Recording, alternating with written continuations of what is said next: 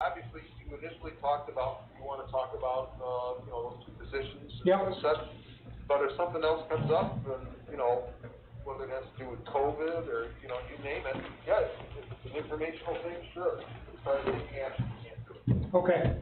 Okay? We're all set. Sorry about it. Thank you. No problem at all. Yeah, bye-bye. Okay. Call the meeting to order on, what is this, Wednesday, the August 12th? Are we At 5 broadcasting? p.m. You should be, Everybody, please stand for the pledge. I pledge allegiance to the flag of the United States of America and to the republic for which it stands, one nation, under God, indivisible, with liberty and justice for all. you have someone picking that up? I don't see anything right now, so it's offline. I just rebooted.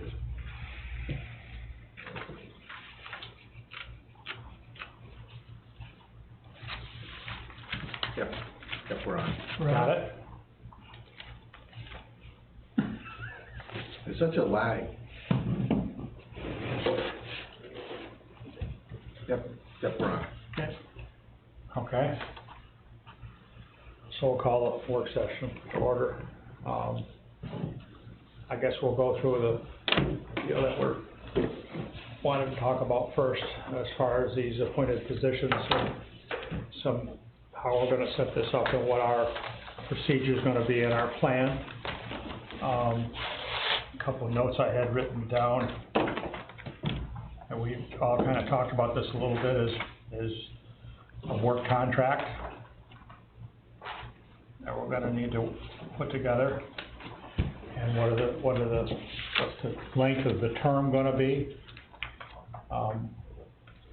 Anybody have any input into that? I know that we've had discussion about this casually, and that as far, to get somebody to take a position, I don't know that they're gonna take a position if it's only yearly. Yeah. I think you would have a yearly evaluation like we're supposed to have here, and there'll be guidelines and a job description in the work contract. Obviously, if they, in their evaluation, if they score negatively in their evaluation, then we have to come up with how we're going to proceed with that. And it would be the majority of the board. Yes. Not just one person, I don't like you thing. No, it has to be a majority of the board. Everything has to be majority of the board, you know? Just, It's the I think same. that's one of the key things that as we get the information out to the public, so they understand what we're talking about, is that it's gonna take 3 board members to make a decision. I was even thinking about that. Would we wanna do like a super majority? The town's gotten problems before where they had these super majorities in regard to health insurance and those other things. Remember, they were trying to make it bulletproof? I mean, that's something we could ask Bob. I'm just saying, that would kinda alleviate a lot of people's fears. Right. You know, if it That's a became good point, Mike, because 3 out of 5 instead of 4 out of 5. because people's fears now are that if these having these positions become appointed, we're taking people's right to vote away. And one of the things that we've all talked about is that the people, the voters, have a right to elect 3 board members every 2 years. 2 council people and a supervisor every 2 years. The council positions are 4-year terms, the supervisor's a 2-year term. So that's every 2 years. If a person in a present position, town clerk or highway superintendent, they're in for 4 years. Right. There's no means to change that during that 4 years. They're here for 4 years. So that's one of the things that we've been trying to get the public to understand, is this, and not taking the right to vote away, because you have the right every 2 years to change the town council, or change the majority vote, let's say. On that note, I reached out to Jude Seymour, at the Jefferson County Board of Elections. And if you look at the little thing I put together here, that chart is information I got from him. Wasn't something I made up or anything like that. And what's very interesting is this is over the last 20 years, the most recent 20 years. Say the highway superintendent, for example, has only had ran contested, in the last 20 years of town I was in, it was only contested one time. Every other time it was unopposed. So when people say we're taking their vote away, they're only voting on one person. So it's not like there's a choice at all. That's kind of an argument that really doesn't have a whole lot of legitimacy. Conversely though, and over that 20 years, so it's like Brent's saying, that's every 4 years, so that's 5 elections. Okay? Conversely, in the same 20-year period of time, only one time was the town board not contested. The 2 positions that opened up. Yeah. So that's every 2 years. So that's 20 elections, right? 10 elections. You know, so I mean. Clarkson. So that, Okay, 20. so that supports, Well, I'm saying, no, I say by 10 is every 2 years, so it's 20 years divided by 2. There you go. SIU. Got it. But my point is there's. so your point is that the town council has been contested every time except for once. Except for one time in the last. So the voters have had the right to pick between 2 people, at least 2 people, in the last 20 years.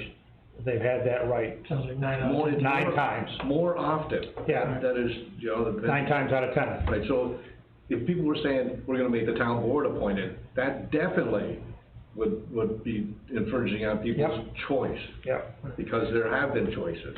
I think if it's okay with Bob, if it's legal to do, because what we're talking about, it's gonna take 3 people to hire a person, or to hire and appoint. And we're talking about 4 to remove them. I think we're all in agreement that removing somebody from that position is not to be taken lightly. And one would hope that at least 4, if not 5 out of 5 Right. would agree if it came to something like that. So if it's okay with Bob. I thought even in That's a pretty important question, and it might take a local law or whatever. Yeah, Bob, at the meeting, and the question's been brought up. The pointing part, make that 4 out of 5. To remove somebody or to hire somebody or something, if these positions are made appointed, can we change something or do a local law so that it would take a super majority to take that action? In other words, it would take 4 votes rather than 3? No?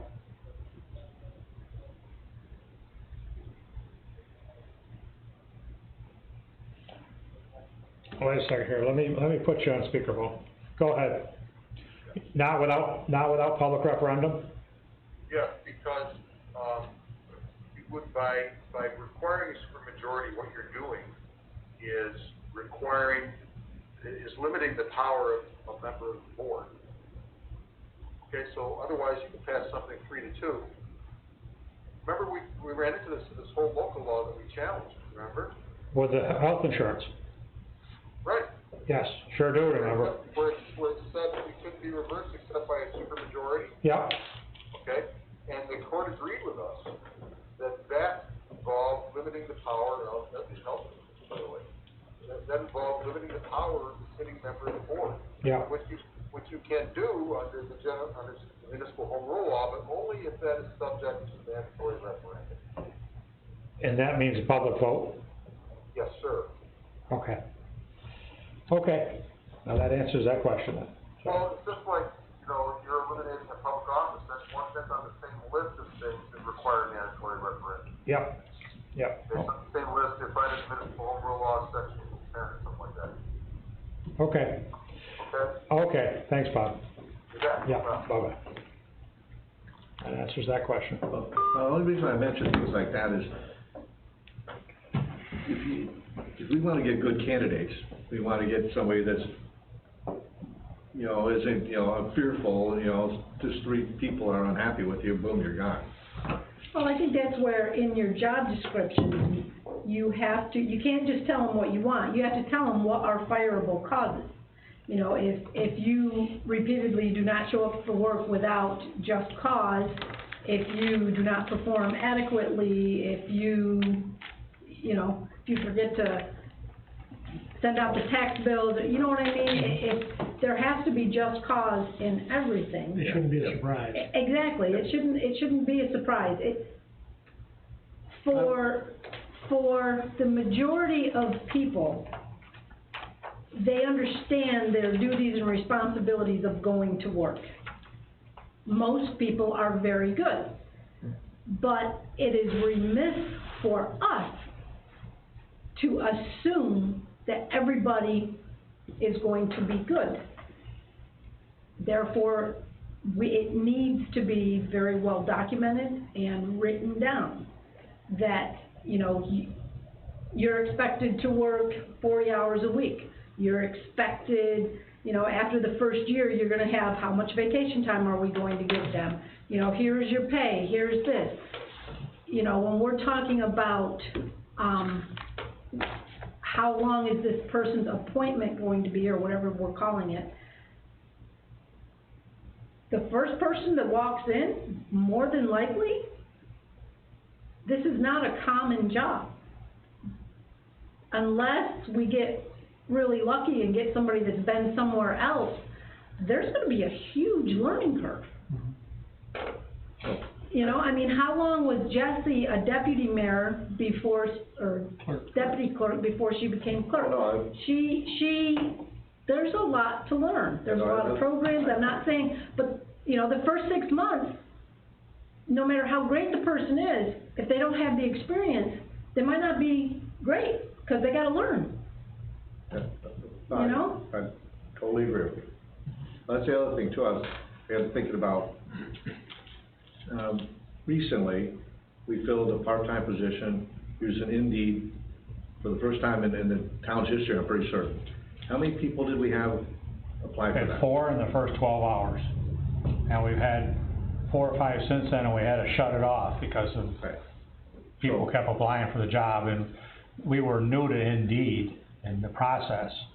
And when we hired the person after I think it was, I'm gonna say within 1 day or day and a half of when we put the ad up, it still ran for another day or so, and we kept getting applications, and then That's what I was then Nicole and I figured out how to shut the thing down, or how to say, we have a very this vacancy has been filled. We have a very thorough job description, and we all vet it, make sure we're totally thrilled with it, and put it out there. I guarantee you, we're gonna get more than one. Yeah.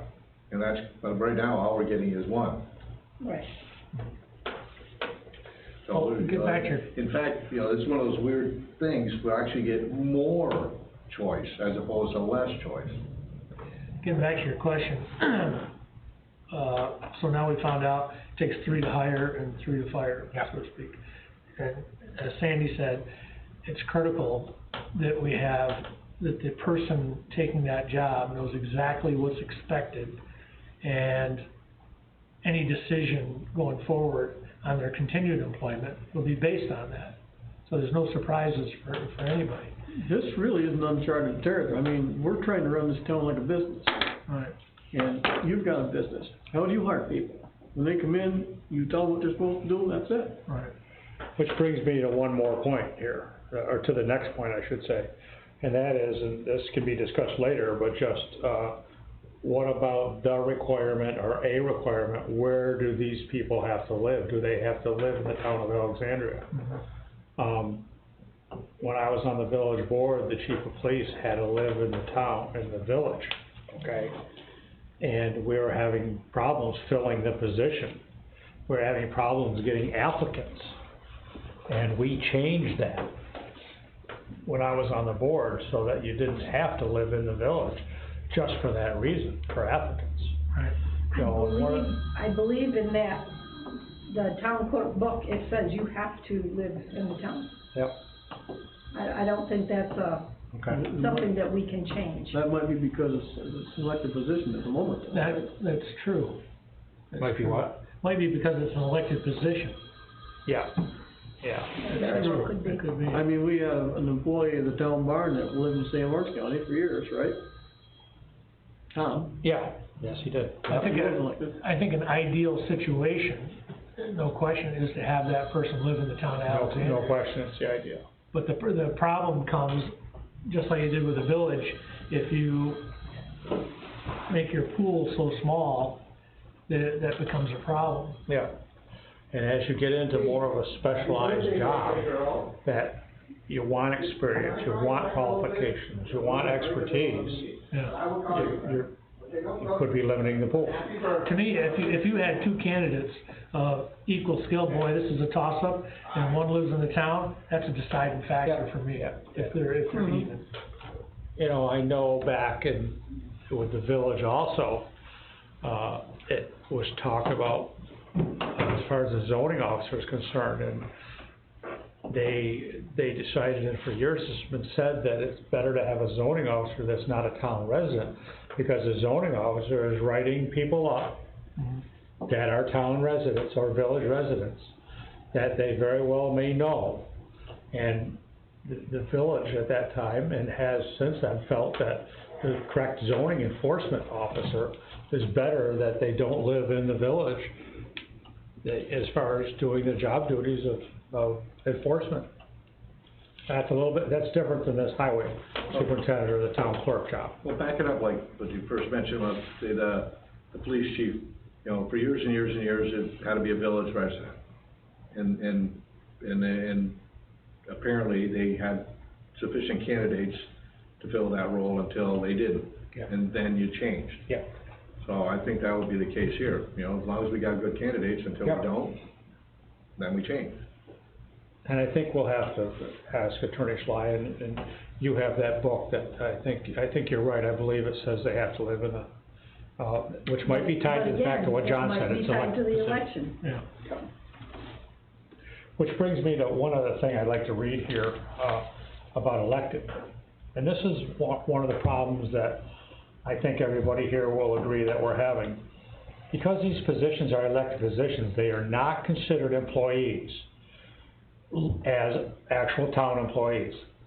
As such, certain issues such as vacation time, sick time, accrual, and use do not apply to these individuals who hold these positions. And what we're getting at there is that there's no tracking of vacation time, there's no tracking of sick time.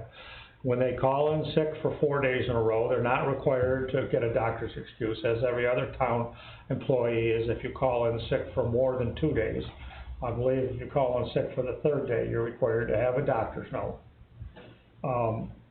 So we have no way to hold these people in these elected positions to any type of rules or regulations, as every other town employee is held to. And the only employees who are not are the supervisor, the town clerk, and the highway superintendent. And to be quite honest, most times when something is changed or new law is written, it's because of something. Yep. In other words, things go along for years. Yep. Everything is fine, okay? Our previous town clerk, previous to this one, the last 6 months before she retired, she only came in about 2 days a month. Because I remember I wasn't on the town board at the time, and I asked you, I said, how much vacation time does she have left? And that's when you said you found out that there's nothing you can do as long as certain reports are filed and things like that. Yeah. So I know that is one thing that when people have asked me why, and I tell them what happened with the previous town clerk, and then our current town clerk going to work less than half of the year, last year, people get that. Yeah. They get that. I think in a nutshell, that's it, if they're appointed, there's something we can do. Right. Well, these two, Right now, our hands are tied. Because when I asked, our current town clerk, when she said she was gonna take some vacation a couple weeks ago, and she made it clear in her reply that she's an elected official and I have no control over her. Correct. And that's very true. That's what this is about. But I'm also elected by the residents of this town to do what's best for the town. And when someone takes off half a year and gets paid for a full year, that's not in the best interest of the town. We're not looking for control, we're looking for some say. We want the town taxpayers to get value for their dollar. And we're 2 for 2 now. In my opinion, we're 2 for 2, where the town didn't get a good deal. So, in my mind, it's time.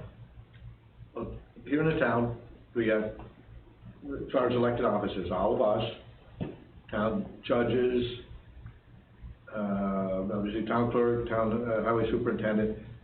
But it's kinda interesting, like the judges, us, we're not getting paid full-time pay.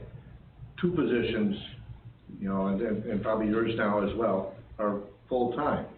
So they're not like us, you know, and it's kinda funny, there's elected, and then there's kinda like a little bit different elected, who are being paid to be around 12 months out of the year, every single day, you know, kind of thing. And we have a situation that's not happening. Right. And then when you get to the town highway superintendent, you have a situation where other levels of government that have even higher responsibilities, it's not an elected position. Like the county highway superintendent, it was a Mr. Lawrence or whatever. Yep. He's an employee of Jefferson County, and he's hired by the county, which would be the board of legislators, which is 15 people. And when it comes to accountability of a large budget, it would seem to make sense for the residents to have, in this case, 5 people in charge of that as opposed to 1. And then seeing things like we have with outside security cameras being turned off, when anyone that's ever put a security camera in, it's for a reason. Our town supervisor cannot even Being enter a denied, town building. denied permission to enter a That building. should never happen. Right, and those things, GPS devices. the GPS devices in the vehicles, which that was a 5-0 vote. Jim Vancor was on the board at the time, and everyone was in total agreement that was a good idea. It wasn't going to be used for discipline or anything like that. And if anything, it could prove if somebody had a complaint about one of our employees going too fast, we could prove that wasn't the case. Yep. And, you know, the superintendent of highways agrees, they put them in, all of a sudden disconnected, you know? And an employee, because the employee will know what's expected of them when they're hired, if they did something like that, that'd be grounds for dismissal. And it wouldn't be a surprise on the employee's part. And if somebody didn't show up 126 days out of 250, there would be something that could be done about it way before you got to 126 days of full pay. Yeah. I mean, so it's really, this is a reaction to what has happened. And I'm not saying that 20 years ago it was necessary. In my mind, it is now. Times have changed, budgets have gotten bigger, accountability still rests with the voters of this town. And as Brent said earlier, we have a unique situation where a majority of the board is elected every 2 years. So that's good accountability as far as for the town. They can flip a board every 2 years. That's not a bad thing. No. No. So, where does everybody wanna go next as far as, wanna work on the actual, positions or job descriptions or some of the different things that go with it? You mentioned term. We have the job descriptions here for the 2 different positions, and, we have put quite a bit of responsibility on our bookkeeper, Nicole. And I have a list in my office of the 11 different responsibilities that she has taken up. And some of those were I don't mean to say responsibilities, but were the job that job was being done by the town clerk. Water and sewer, billing, the civil service filings for all of our employees, all kinds of things along those lines. And I think Nicole is fine with continuing to do those. I've talked to her about it. As I've always said here, I think we need to be careful about the more things that we do pile onto Nicole. You know, she's pretty much working 36 to 40 hours a week here now. I did talk to her yesterday about her comp time. She doesn't have a lot of comp time built up. She's good at that. You know, her situation with her job is that it runs in trends according to our financials and our needs. you know, after a month is over and all the bills are due and so on, she's got a couple weeks of real solid work between getting all the bills prepared, reviewing them all, getting them ready to go, getting ready for us to review, and then also doing the monthly financials. But she has other times, like in the last week or so, actually it was more towards the end of the month in July, that she can leave on a Friday a few hours early, and she can, you know, and she always asks me, and I say, absolutely, you know. She says, I don't have anything that's pushing or demanding that I have to get done, so if she wants to use some comp time to do that, yes. Well, she was on the phone with the retirement system, on a conference call with them that started at 2:30. I left here at 6:15, and she's still on the phone with them. She got out of here that night at 7:30. You know, and that's just the nature of the thing. When she gets a hold of these certain agencies and gets a hold of our water and sewer software people, she wants to get everything done at that time. If she has to stop, or because she's done work at 4 o'clock, she doesn't stop. That's not the way, she finds that not efficient at all. So that's just kind of the way it works for her. Well, in my mind, if the town clerk was an appointed position, I think it would create more of a team kind of atmosphere, where if, you know, one person needed a hand with the other, because right now there's certain things that are delegated by law. Yeah. And, it would be nice to see things being done in a timely fashion. And we'll put it this way, if it's an appointed position, that person will be here every day, other than sick time or vacation time or something like that. But that'll be minimal compared to the amount of time off that's being taken presently. Yeah. So that means I mean, those things that you mentioned that Nicole ended up having to do was because they weren't getting done. Yeah. And that's because there wasn't anyone physically here to do it. Yeah. So that will take care of that problem of not being physically here to do it. There'll be 2 people in the office instead of 1. And another thing to elaborate on what you just said, Ronnie, about a team effort, okay? Nicole and I contacted 12 townships this week, and we asked a lot of questions. You guys all have a chart in front of you, and what I'm gonna talk about really isn't to do with this chart. The 12 towns that we contacted were questions all about their highway departments and their number of employees and their budgets and so on and so forth. The one thing that I learned in talking to these towns, and I talked to 5 or 6 of them, and also was on their websites and went through their website thoroughly, is a lot of these towns, and I'm only gonna compare them right now by what's in front of us, by total highway budgets and by total road miles owned and taken care of. Okay, that's basically what you see on this chart. I saw a lot of these towns do not have 35 or 40 hour a week town clerks. They have town clerks for 25 or 30 hours a week, or 4 days a week, or 4.5 days a week. Which towns were they?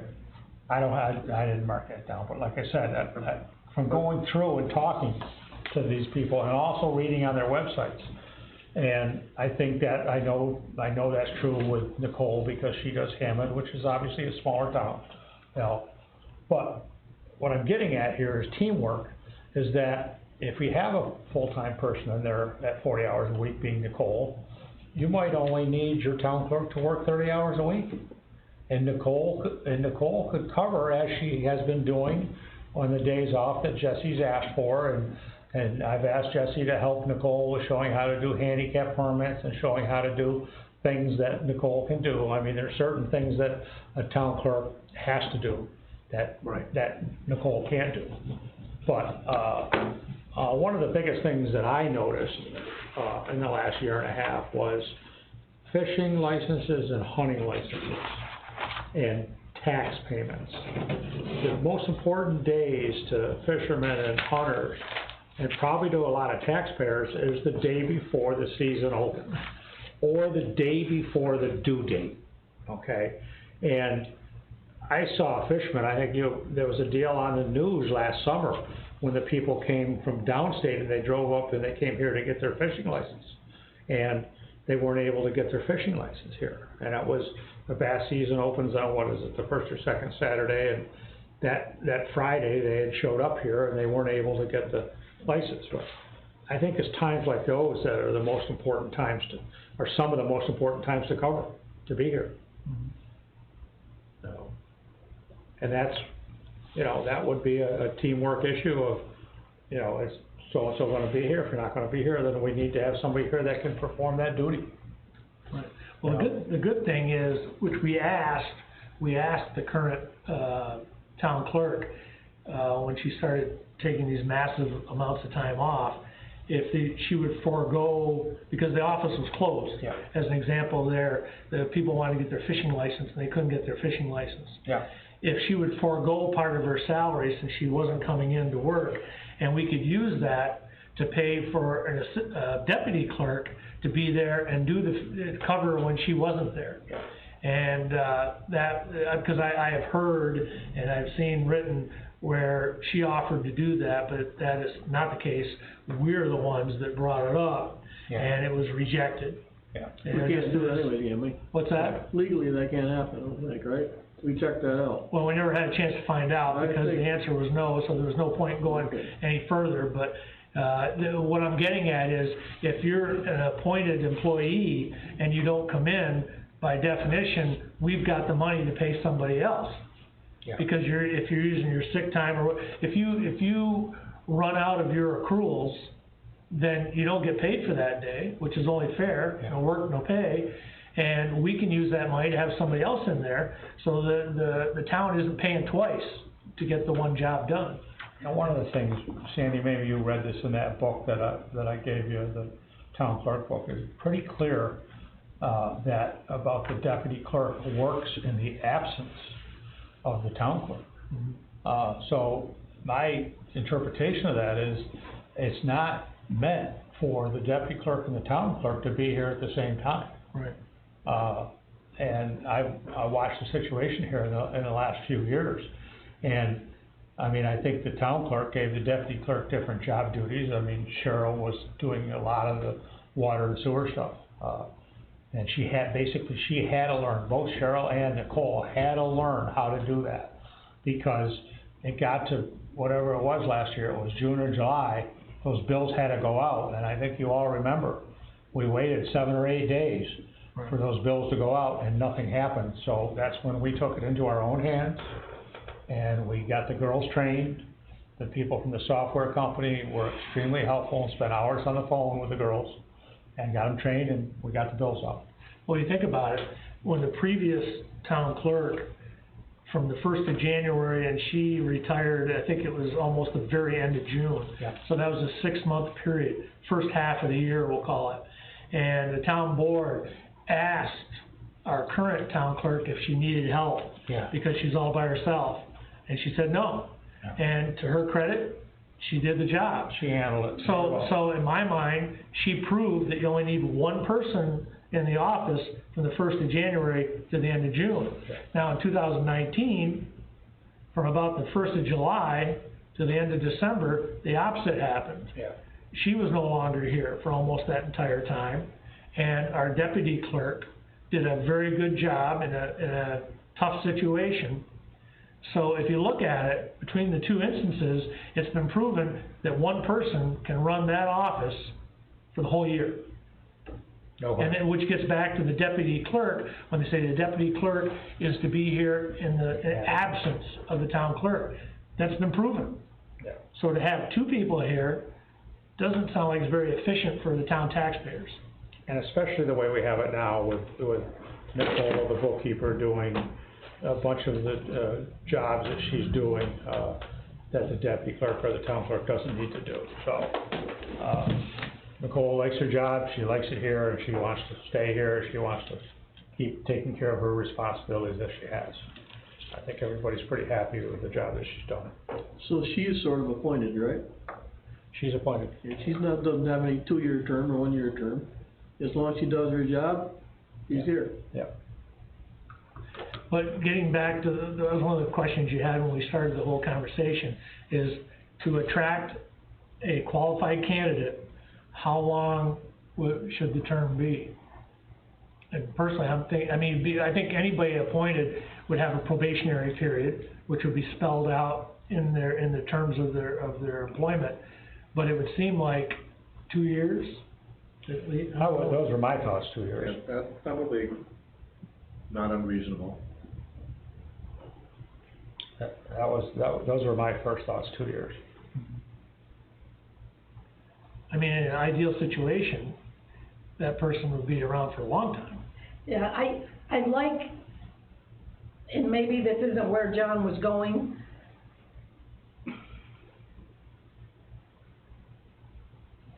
I almost don't like the idea of a term limit. There I go, I agree. Okay, is that where you were going? Yeah.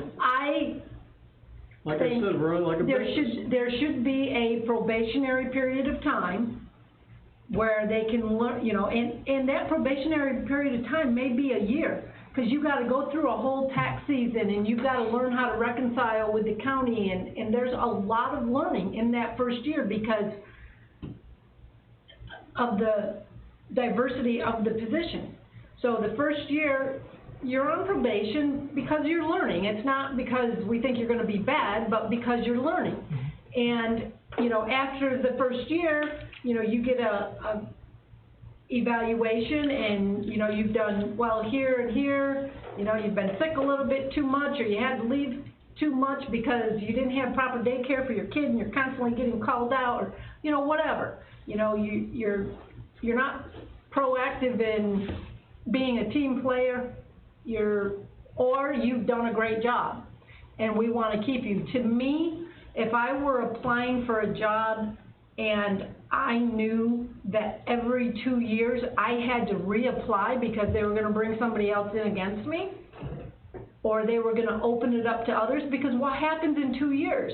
In 2 years, because we're putting this as a 2-year term, do we go out and advertise again? And even though you've done great and we love you, we're gonna advertise again, and maybe somebody else, oh, well, they look like, you know, they walk on water, or the person from Clayton moved to Alex Bay, and, you know what I mean? I just feel like putting a term limit on it, if they know what's expected, and they go through their probation, and they're doing a good job, and they get annual reviews, and they're doing well, if they start going into that other direction and taking advantage, or they go into the gray area of these are fireable offenses, then we fire them. You know, the board, if they have 3 people, 3 out of 5 that say, you know what, she's not doing a good, or he, whatever, the person is not doing a good job, we need to call them in and say, hey, this and this needs to stop immediately, or else. If we don't need to put a term on it, I agree completely. I like your argument. So do I like our argument too. I like your argument. Cause the intent is, I think the intent is to have somebody for a long time. Well, like, I think you kind of started, I think John made you think like that with Nicole. She doesn't have any kind of. She does her job. You know, she's doing a good job, so we keep her till she decides to do something. No, I like your argument. I think that makes a lot of sense. I mean, that's what I've been sitting here thinking, and then when John said it, I thought, oh, maybe he is going where I'm thinking. You know, you've said before that initially when Ellen was in her 6-month leave, when Jessie came in, she was a ball of fire and did great.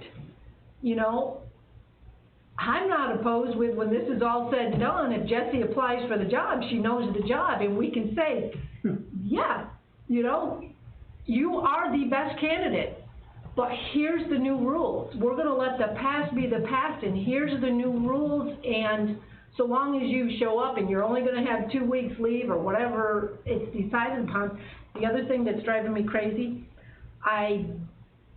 and that just in the last week or 2 that I've been mulling over all of this, I have a real hard time with a set figure for a salary or a pay, because if you have a person that comes in that you know they have a really good work ethic, you know, we've known them in the community, they've got all the right criteria, but they have no experience, you know, maybe they should only make $25,000 I a think year. it should be a range. There, exactly, I know in the military, you know, we had steps, or even on the federal side, we had steps and we have ranges. And depending on experience and, you know, different criteria, but you had a range. For this particular job, went from 35 to 42,000. And depending on where you were in between that, Most job applications, you'll see salary commensurate based on experience. Right. But like you referred to, like, I was in the Army too, so I know exactly what you're talking about, but how the state of New York works it too is, they have what's called the job rate. You know, say, you know, you're a senior civil engineer, you know, with the sufficient, you know, the experience required for that, you're up here. But then they have another one, it's called the hiring rate. right, Because it makes no sense to have somebody that's doing the same job, that's got it all figured out, making the same money as somebody that just walked through the door. As a Tom Clayton just, trying to think of her name, just retired after like 20 years, 25 years.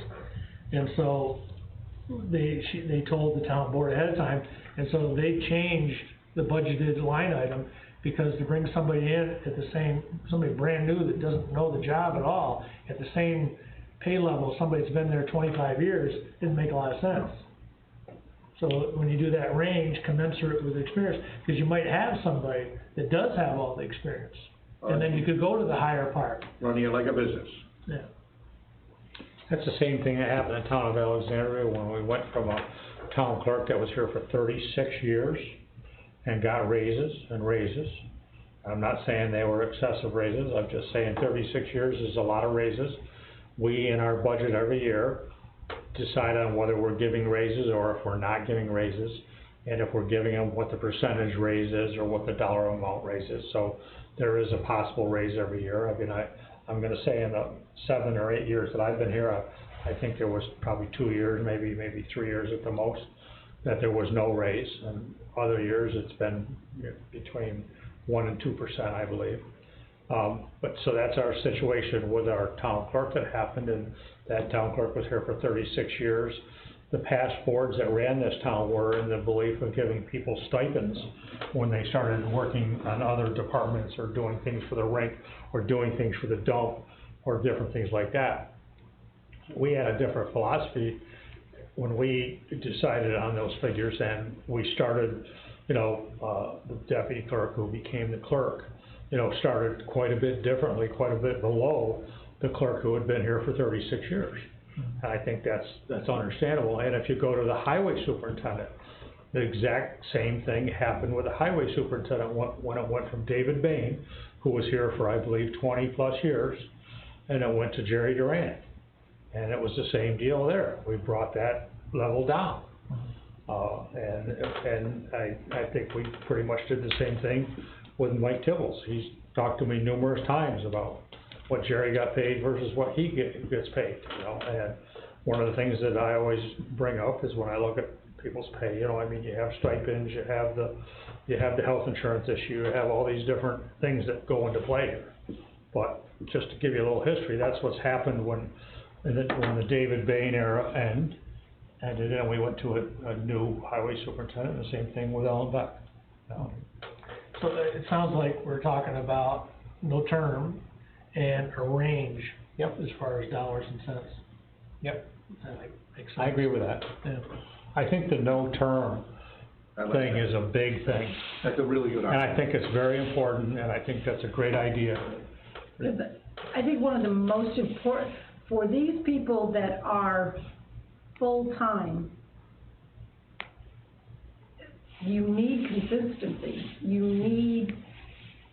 that's one of the biggest things. You need dependability and somebody that's consistent, and they learn the job, and they can help tell history, you know, why things happen, you know what I mean? Because they've been here and they've been a part of it. So in my thought, in looking for somebody, is we want somebody that wants to make this I don't wanna say a career, but you want somebody that's willing to come in and stay, and not just be a stepping stone to go somewhere else. This is a very unique position, you know, and I think that's why people did stay 4 years. And I think we need to encourage that. I mean, one of the things that comes to mind for me is that, back years ago, and I don't remember how many years ago, there was a person that had talked to myself and another board member too about running for town clerk. And that particular person had worked at a bank, pretty high up in the bank, and they had worked at that bank for 20+ years, and, they were driving to Watertown every day and so on and so forth, and they had thought real seriously about running for the town clerk position. This person was extremely qualified, didn't have an experience as a town clerk, but was extremely professionally qualified, in every aspect of the job duties here, whether it be computer, financial, HR, whatever part it may be. And that person was looking for a job for 10 or 15 years to get into retirement, you know, to work to 65 or 70 years old. And the whole deal there changed, but that was an example of somebody that I knew that was definitely a qualified person that would have been a good person, you know. So I think that, and I'm just trying to emphasize the idea of you with saying no term makes a lot of sense. I think it's gonna help the pool, so to speak. When I was at the village, I think it's the highway, the highway superintendent or the one of the positions down there, they had and it was the same deal with the clerk. They had to be appointed every year or every 2 years. And I can remember when that time would come up, and I remember when there was some issues, and the person wondering whether they're gonna get reappointed. You know, no, I don't think we wanna deal with people that are gonna have to worry about that. I think it'll make your person be a better employee. I think we'll attract a better candidate. Yeah, and again, it's gonna depend on what we give them in writing, so they know what the expectations are on both sides. Yeah. What we expect of them and what they can hold us to. And annual evaluations that go into their personnel file are really critical, cause Very critical. somebody gets elected to this board, and maybe they're new to the area, you know, they wanna educate themselves, they look at somebody that's in that position for the last 5 years, they read the evaluations, they go, oh, okay, this person's very qualified or whatever, or, I don't know. Yeah. We wanna get the best candidates that we can. Yep. So then the next thing we were talking about was, residency. I think we'll have to let that slide for right now, and we'll look at the book and we'll talk about slide, but, and something that Mike said earlier, I agree with 100%, and the preferred deal would be a town resident. Well, like I said before, you guys, when you were in the village, you didn't change that Yeah. until you had to. Yes. Well, why would we want to come right out of the box with something we Yeah. don't know if it, we got probably enough candidates to select from in the town of Alexandria, why would we want to go elsewhere?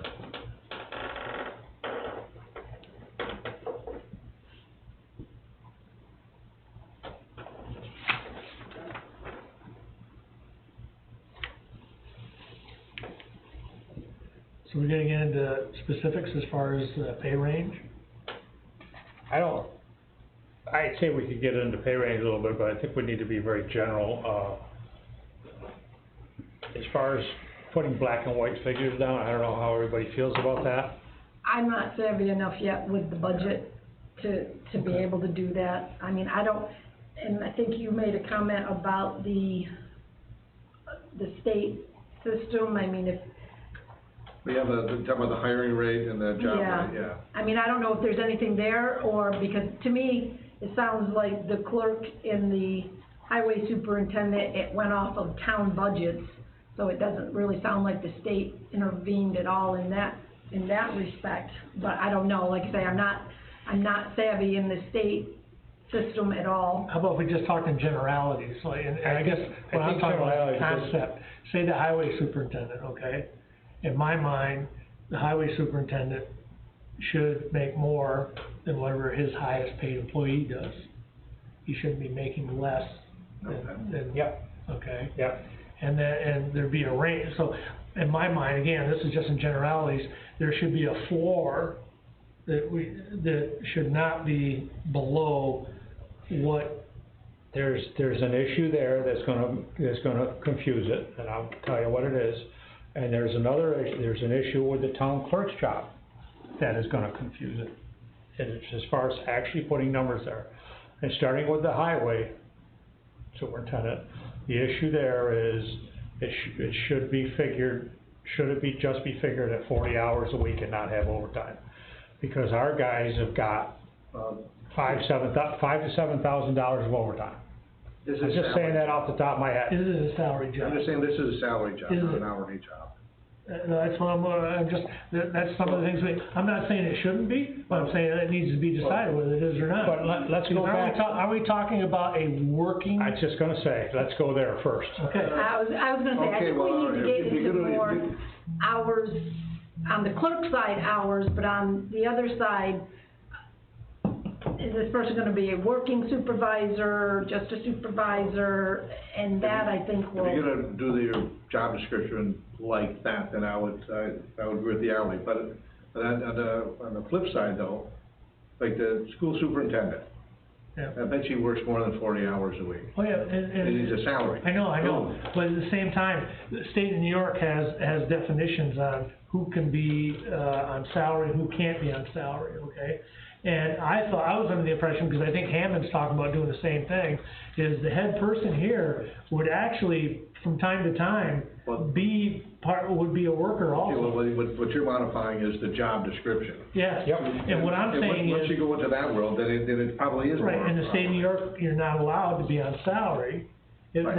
okay, so if that's the case, then it's an hourly deal, and you're in not my allowed mind, to be on salary when? what's that?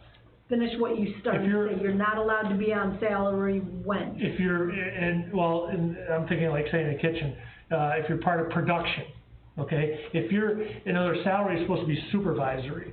You gotta have a certain number of people underneath you that you're in charge of. Because the problem is, some places abuse salaries. They'll give people salaries and then have them work a number of hours that's not fair to the employee. And so that's to prevent that sort of thing, because salaries are meant to be for supervisory people, not working production. That's one of the words that sticks out in my mind in that definition. State of New York, if you go in the labor department, there's a whole list of things, the criteria, that either say, yes, you can be salaried, or no, you cannot. And I know the town of Hammond, and I thought we were kinda leaning that way, was that this job would not be 100% supervisory. It would actually be partially working, like a working foreman, so to speak. And in my mind, I mean, this is all preliminary discussion. If you go that way. In that mind, it would mean an hourly rate.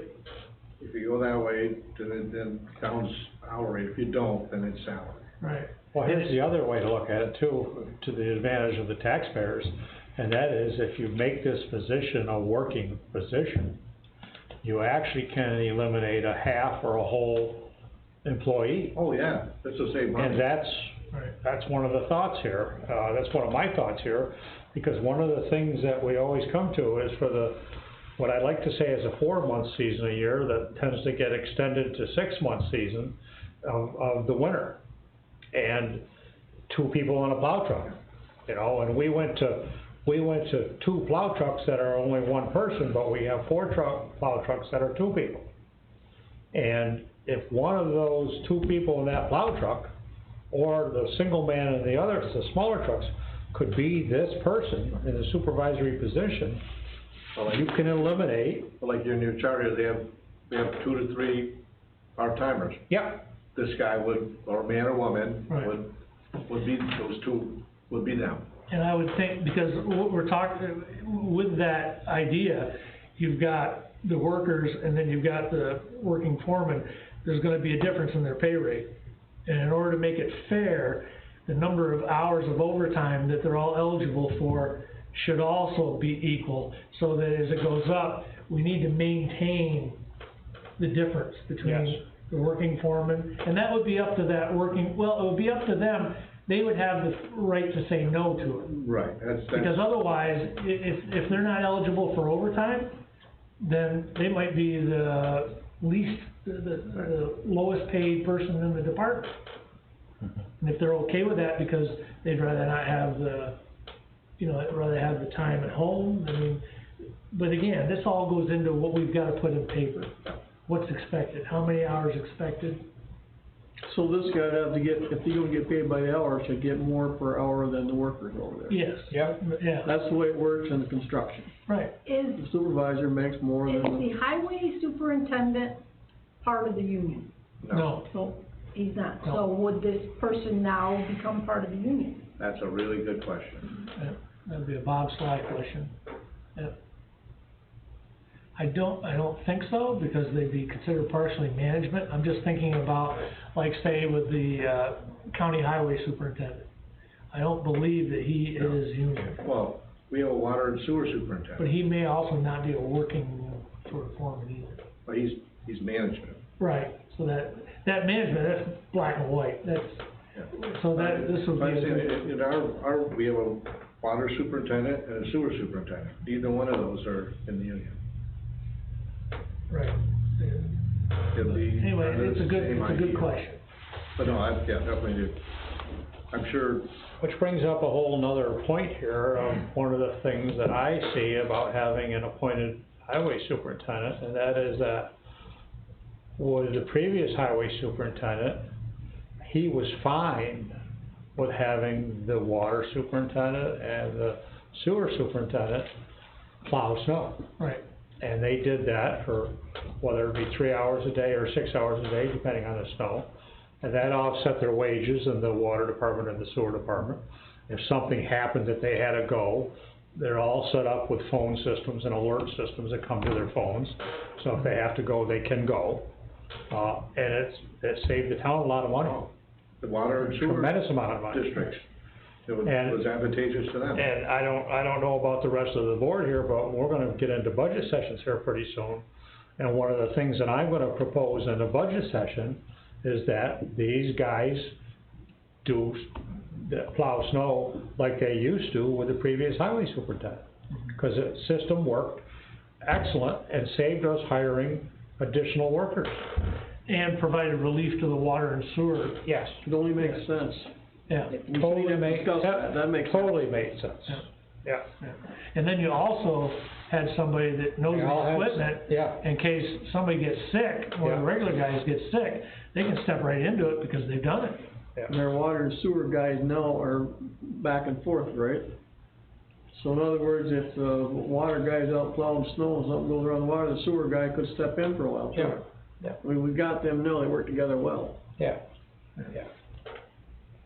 So that's just I think we've talked about this a little bit, but that's one of the things that I'm gonna try to have us put on paper to see what the numbers turn out in the budget for, those guys to do.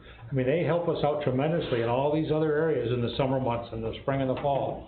But they can't do those things, there aren't those many things for those guys to do to help us, and the water and the sewer budgets, you know, that's where their wages come from, or, you know, are set up for. I don't, have everybody got a copy of this? I don't know if you got your version of it. They actually have a very good article in here, and it's local government finances in the age of COVID. That's what you're just talking about. There's a couple paragraphs on that. Yeah.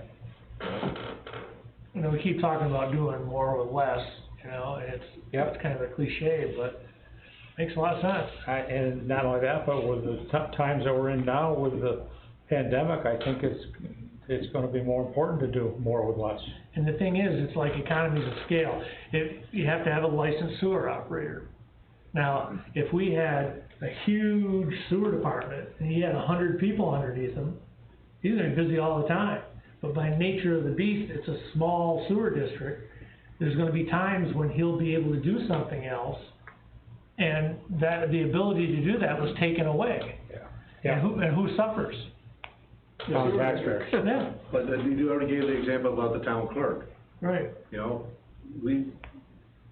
Our sewer superintendent has proven over time that he doesn't necessarily have to be there right, 8 hours a day. He can be doing something else, and this would be right. one of And as those Brett said, things. with the telephone system, if he has an emergency, Yeah. he can be Right. called, it works good.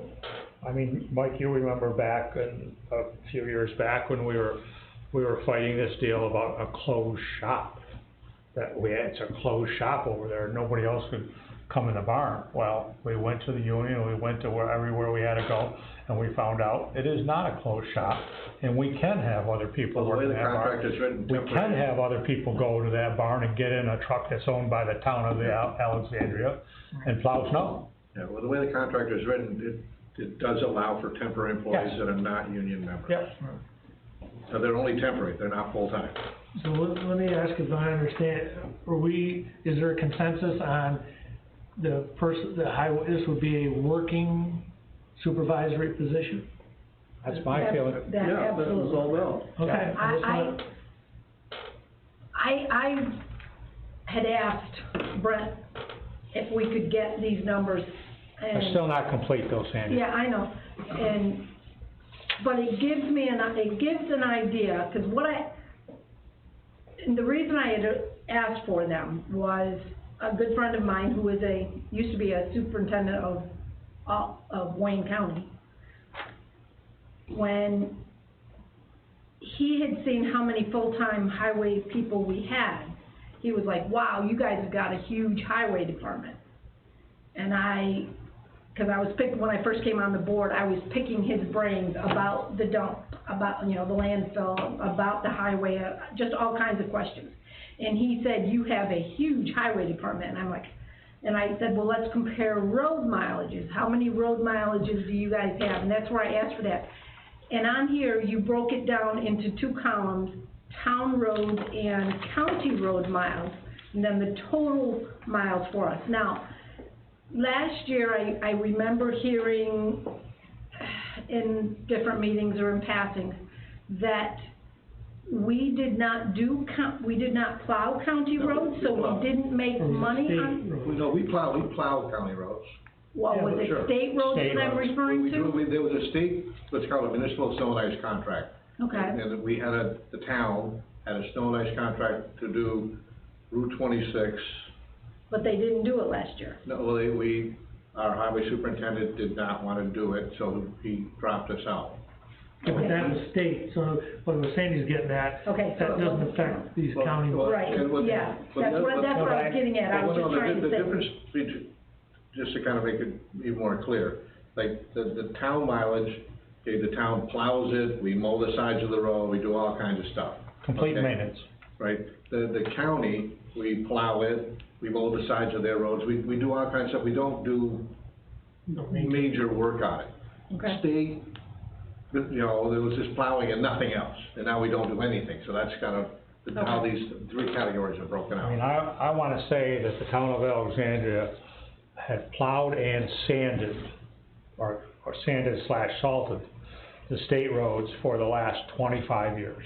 The town of until- Alexandria used to do Route 37 as well. Until 2 years ago. Right. Well, we used to do Route 37. And I wanna be careful what I say here, because you just said that the highway superintendent wanted to give up Correct. the state roads, Yeah. which is what I felt was the story also. And I think he made comments that he could save us how much money? 100,000, I thought, something like that. What's that? I thought it was like $100,000. Exactly, $100,000. Right. And that's, so we're not doing that state road anymore. okay, so we're not doing state roads, so we're not getting paid for that, which is fine. Which is When we- nearly $100,000. So, Separate issue. how many miles were we talking? 7. So, very small. I'm just trying to think of, Apples to apples. that's exactly what I'm trying to compare, because it just seems like if we've got 9 full-time men, does that include the highway superintendent, or No. is he on top? So, basically, we have 10 full-time men. Look at DeKalb. Those numbers are almost identical. Yeah. They've got more town roads. Miles, yeah, A little bit less mileage county. and stuff, and they've got half the people, and no part-time guys. And the budget's a little bit smaller, but they're very close, but I would guess the difference in their budget is their number of full-time employees, Yeah, that 300,000, because by the time it's a big portion. by the time you look at health insurance and you know, their salary and everything else, that is just about the number of employees. And I do think that we have, it appears to me as a layman that maybe we have a very large, so I definitely would like to see the superintendent go to a working We were superintendent. back to 7 employees until just a couple years ago, right? We were 6. I'm just saying, that's increased in the last couple of years. Yeah, we were 6 What before. you're saying, We were 6 before that, yeah. and hired the part-timers in the winter. And had 2 part-timers in the winter that didn't work 40 hours a week part-time. Right now, somebody correct me if I'm wrong, if not, I'll hear about it or I'll ask Mike tomorrow. Our part-timers that we hire to come and work in the winter, they work 40 hours a week. I was just talking to Nicole, and she, not about that specifically, but she brought that up to me, that they don't, according to her, they don't do 40 hours a week. Maybe not 40 hours consistent. One week they might do 40, and then other weeks they don't. Our part-timers right now, Yeah, in the winter, right, that's what she told me. They don't do 40. Which I mean, to me, if you're part-time snow removal, if that's your job position, you should only be getting called into work when there's snow removal to be done. I agree. That's what we used to do at Fort Drum. Yeah. At Fort Drum, we had part-time snow removal, and we had full-time. And the full-time guys, they had to be there which is just like our full-time employees, whether they had to plow snow or not. But if we got a super big snowstorm and we needed extra help, then your part-time guys were called in so that your full-time guys weren't on the road for 15 hours at a time, which is causing, you know, that's not very safe. You know, it's unsafe conditions for them and for the community, because you don't want somebody on the road that's been going, I mean, just think about it, when you're driving in snow, an hour and I'm done, and these guys are doing it for 8 hours plus. That's what, to me, the part-time people are trying to do away with. But again, I'm new to this, so correct me if I'm wrong. not only that, but I would Things that I'm think, saying. I would think your part-timers, you could really limit their overtime. Well, our part-timers can be the water and sewer guys, can't they? Well, your part-time Yeah, guys. they should be the first one. Yeah, the water and sewer guys, there we go. Like Sandy's saying, like, your part-time guys shouldn't have any overtime No, at all. no. Why would there be overtime? And they wouldn't come in until Until you need them. you were done with your water and sewer guys. And there should be no overtime. Yep, yep, Okay, so we're in agreement that it's a working position. yep, Yes, absolutely. yep.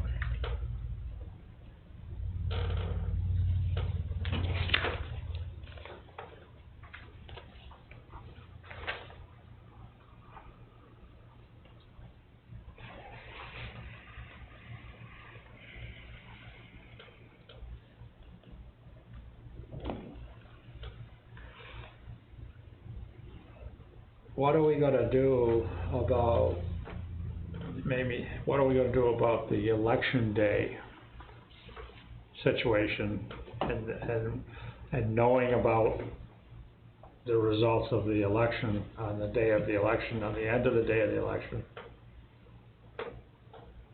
And after that, and looking, and if it does pass, filling the positions. Right, that's a good point. Maybe we don't wanna get into that right here Oh, we should tonight. be- No, I think We should be prepared. Exactly. Whether we actually do anything, that's another issue. Well, as Sandy says, the job still could be up for the ones that are there now, but we have some input what goes on that. Well, as, on November 3rd, we're gonna know if we're looking to appoint someone or not. And I can't imagine interviewing people. No, we're not gonna have anybody ready to go. No, It's not gonna happen. no. So I guess my question is whether you ask the people that are there to stay on for like a month and a half while you interview and everything else, and assuming that they may interview also. But I agree, because all of a sudden, a decision's gonna be made, by midnight or whatever on the 3rd, and then the next morning, everything's different. I mean, assuming it's a yes. If it's a no vote, then it's status quo. But if one or both are a yes vote, the next day, those two people, okay, are no longer in their positions. And we need to fill those positions.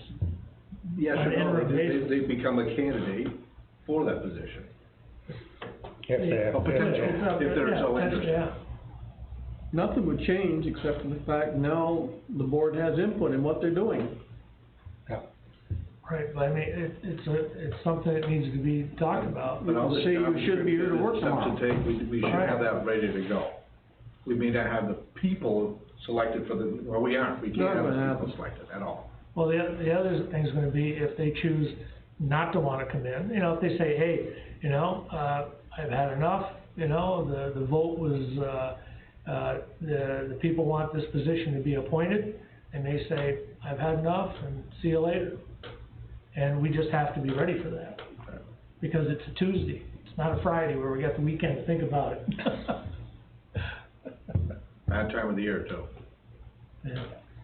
But, well, I don't know that we're gonna have an answer to that right here tonight, but I think it's No. something that everybody needs to think about. yeah, Yeah, my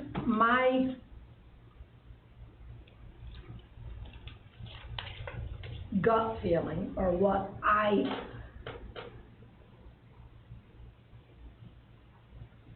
my gut feeling is that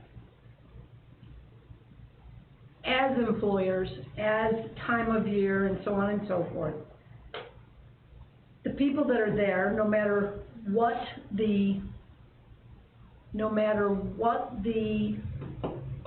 outcome of the election is, we should pick a date. I would say January 1st, and say, okay, no matter what happens, we want you guys here until at least January 1st. And if you're, personally, I hope that they apply for the positions. I do. I hope they apply for the positions. And by December 1st, you know, the next day, in my opinion, we should be ready to go with a job description and a indeed. thing, indeed, Yep. this is what we're looking for. And the 1st of December, we should be, the first, you know, the last week in November, the first week in December, we should be interviewing candidates. We should have or the second, third week, whatever. By the first part of December, we should have a decision made of who we're hiring. And then I think there should, if the current people there don't want to stay and aren't our best candidates, I would hope that they would have enough dignity and respect for the town to do a right seat ride Transition. for a transition. I mean, to me, that would be taking the high road for all of those involved. Now, as Ronnie said, maybe somebody will say the next day, you guys don't want me here, screw you, we're out. You know, I personally like both of the individuals that are there. I hope they don't, and I really would hope they wouldn't do that. But you know, maybe it will happen, I Along don't that know. line, I could see like on November 4th, the next morning, if, let's say both, propositions are yeses, okay? I could see in the next morning, the board meeting and an interim appointment through the 1st of January for both those positions. Mhm. And then they would be subject to the, what we already will have agreed on. And then if there are problems, okay, we'll be able to address it, where we can't now because they're an elected position. Correct. But I'm thinking like on November 4th, a meeting, interim, appointment to the 1st of January. And then hopefully, like you say, the high road, there's interviews, or, you know, and then the transition Right. would be ideal. I mean, I think that meeting the next morning, I think there's gonna be a fair amount of rules and regulation, a fair amount of, I'm gonna call it, rule changes as to what we're gonna direct of how we want things done. Well, that'll all be decided way ahead of time. Right. Because we want the public to know, this is what we're saying. Because So- I mean, that's kind of part of the whole reason of we're doing this, is because we wanna implement other types of protocols here that we've talked about or tried to do, as we talked earlier tonight, that we felt that we should do, and that we haven't been able to do. And now we're gonna have we're gonna be the people in charge of those positions, so that we can implement those protocols. No, the intent would be whoever's in the interim appointment will be working under Answering the to us. rules, regulations, and expectations Yeah. that the permanent person's going to. And as you said, possibly if they both apply, then who knows? You know, stranger Yep. things have happened. Yep. Yeah, I'd be okay with that. Okay.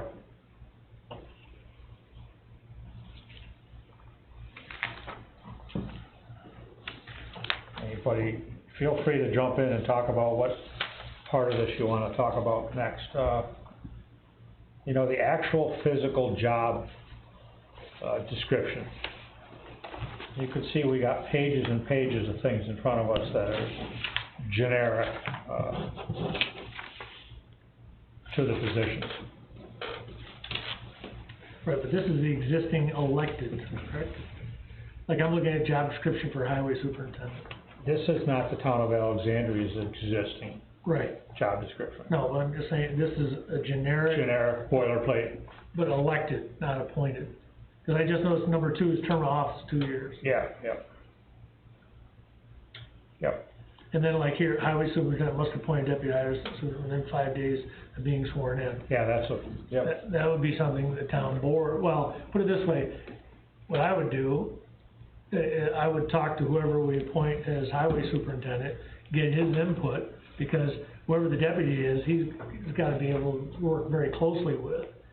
And that wouldn't be a very healthy thing for the board to appoint the second in command over the objections. That'd be a great way to lose somebody good right away, Right. yeah. But those are nuts and bolts things that we can work out. I mean, as far as, like, the next day, what would change? The person would no longer be able to do as they please. I mean, not really, but, I guess the point I'm trying to make, not a whole lot, really. They would Just become, a lot of philosophical differences. they would become an hourly employee, that if they didn't show up to work, they're not gonna get paid. That's one big thing. Yep, That would be day one. Yep. Yeah, I'm just saying, it's not like we're going over a cliff.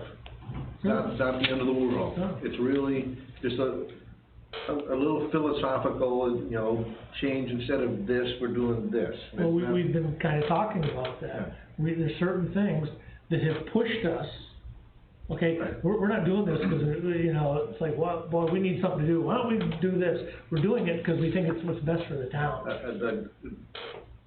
Absolutely no doubt. Yeah. So, and the thing is, whoever's appointed to the interim position is gonna be held to the same expectations as the person who will be getting the appointment. Sometime, ideally, middle of December or something like that, or as soon as possible. But we wanna take our time to get the best candidate, at the same time, we don't wanna take forever doing it. We could keep going with this train of thought, where the difference between appointed and elected. Okay, let's just say there's somebody in there that's elected, and somebody comes along in 4 years' time that's a little more popular, and replaces this candidate, it's this person that's doing a great job, and just got somebody who's a little more popular. That's all it takes. Well, we don't have to worry about that. That's all But we're the talking about. appointed, that doesn't happen. Right. If you're doing a great job, there's nothing to fear. You don't have to fear somebody coming along and getting one more vote than you. Right. let me ask a question here, I'm just writing notes to myself, and, how does everybody feel about the town clerk position? Are we gonna give the town clerk that we appoint, if this passes, the, accruals, vacation time, sick time, personal time, so on and so forth, in conjunction or in the same, let's say the same parameters as we do through our personnel policy? That would make the most amount of sense, correct? And that is like So many after years, one full year. gains, you get days, Right. the sick time is pretty much earned according to the days you work. so on and so forth. I actually have a copy of it. So the accruals will be based on the employee handbook, so it'd be treated the same. Yep, okay, and that's what I'm thinking of, is everybody okay with that for the town clerk position? And I'm thinking the highway position, the accruals and everything that's tied to that should be based to the Teamsters contract. Because you're talking about what the guys get paid, and Right. that person should be here. I would say whichever is, well, hopefully eventually they'll all be the same. Yeah, But I guess when I'm looking at the head person, whichever is the I higher. agree, whichever one is better in the eyes of the. I mean, one thing that you guys have been on board, and Sandy wasn't here, but when I first got in office, one of the things that we started changing is the Teamster contract had vacation time and sick time accruals and all that were at this level, and the personnel policy for the rest of the people that work for the town, a lot of those were at lower levels.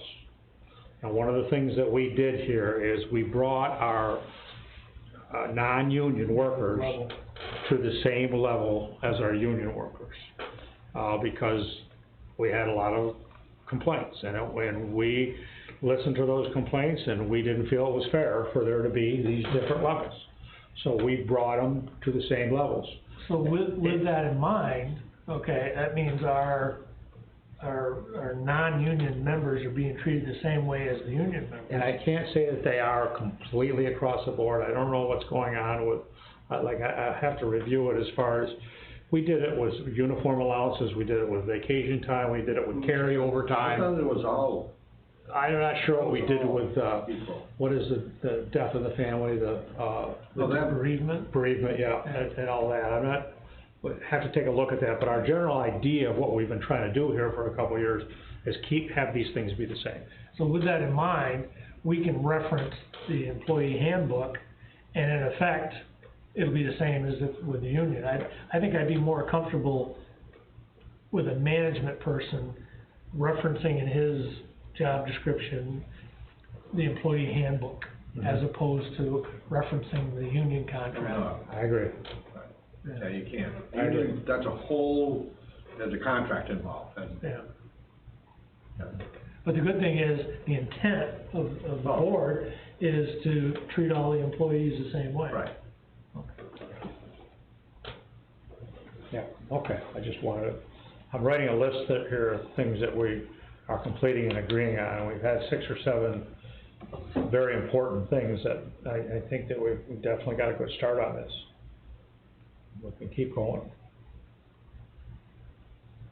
What other items is anybody want to talk about? Let's say, for example, you know, more than a small difference here, is that, as it currently stands now, say like the highway superintendent in particular, you don't necessarily, you don't have to have a CDL at all. For what? I mean, CDL, the highway superintendent, Because he's not an MEO, it's yeah. not required to have a CDL at all. the appointed position should have to Well, have. if we're gonna make it a working one, that would be one of the requirements, you Okay. have to have a CDL. Yep. I'm just saying, we're gonna go that route, things like that are very important. Yep.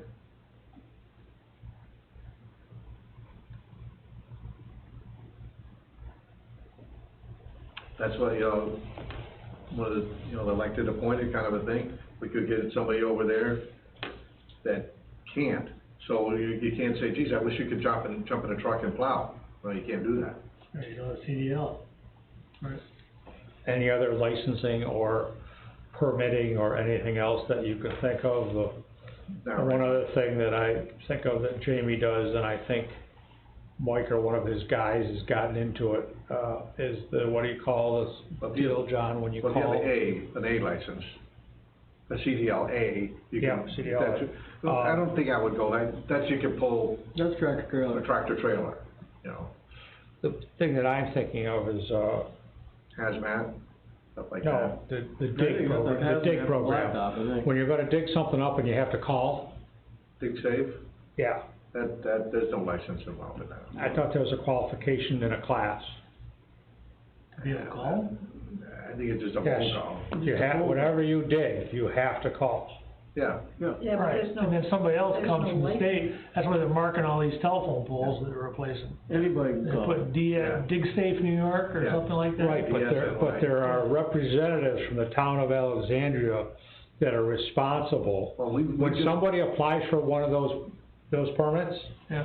Jamie gets a thing on his cell Oh, phone. make sure there's not a water line there. Well, yeah, Yes. Oh, They okay. call everybody. That's only because. Sewer line, or, Yeah, Okay. well, that You'll has get to do with his responses job. long after the job's done. I'm sure Mike Tibbles gets called on one side, on town roads, because he's the highway supervisor, there's no license involved. You Okay. can't dig It's just anywhere. the role that they Local didn't know. knowledge or, Yeah, institutional yeah, knowledge. well, all they wanna know is there anything we can't see, basically? yeah.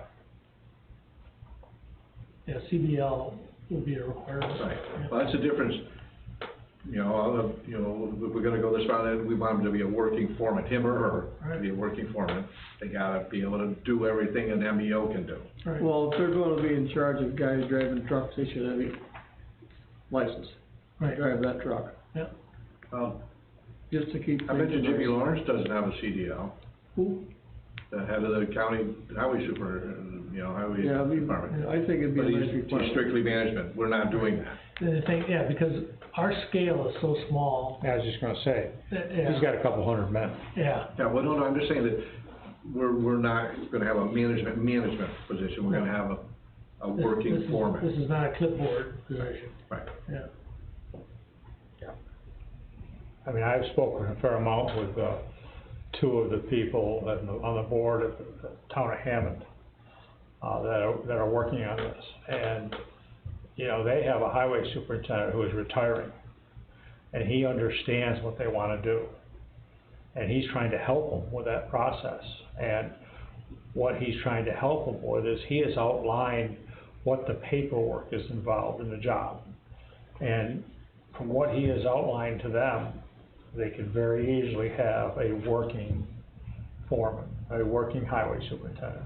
Because the paperwork it's not like you have to sit at a desk for 6 hours a day. It's gonna be kinda like Nicole, there's days of the month where Yeah. it's gonna be a lot of paperwork, there'll be others when there isn't, whatever, it's. So say, for example, when we had a snow and ice contract, there's some paperwork involved in that. Yeah. We decided we didn't wanna do that, so there's less, Mhm. Something like that. When are we going to say, at some point in time, we need to make a decision on a range of pay for each of these positions? When are we going to do that? Let's talk about it right now. If we can get a start on that, I mean, we haven't got to decide it tonight, but I'm just. we can start talking about it tonight. Because I think that we need to get as much concrete information out there to the public as we possibly can. And tonight is a start, because if somebody wants to listen So- in. I mean, and I don't, Look at what your highway guys are making right now per hour, cause if you wanna go, I mean, obviously we want. I don't know these exact numbers right now, but what I'm gonna say is You have that, it in there. that range of pay should start at roughly what our last two highway superintendents started at, but it also should take into account what our highway MEOs are making, which is what you're saying. It should be right in there, it's got salaries for everybody, for this past year. You have it right there? Yeah, you do too. Yeah. And you're, So go ahead, just, Times in the truck. I mean, one of the things that I think we need is we need to look at what I gotta go back. What about overtime? What are we doing about overtime? Well, Because if we're that's gonna look at what the that's guys in are your making, then I wanna look at the W-2s and see what they made last year. well, I mean, I can read some numbers off. Yep.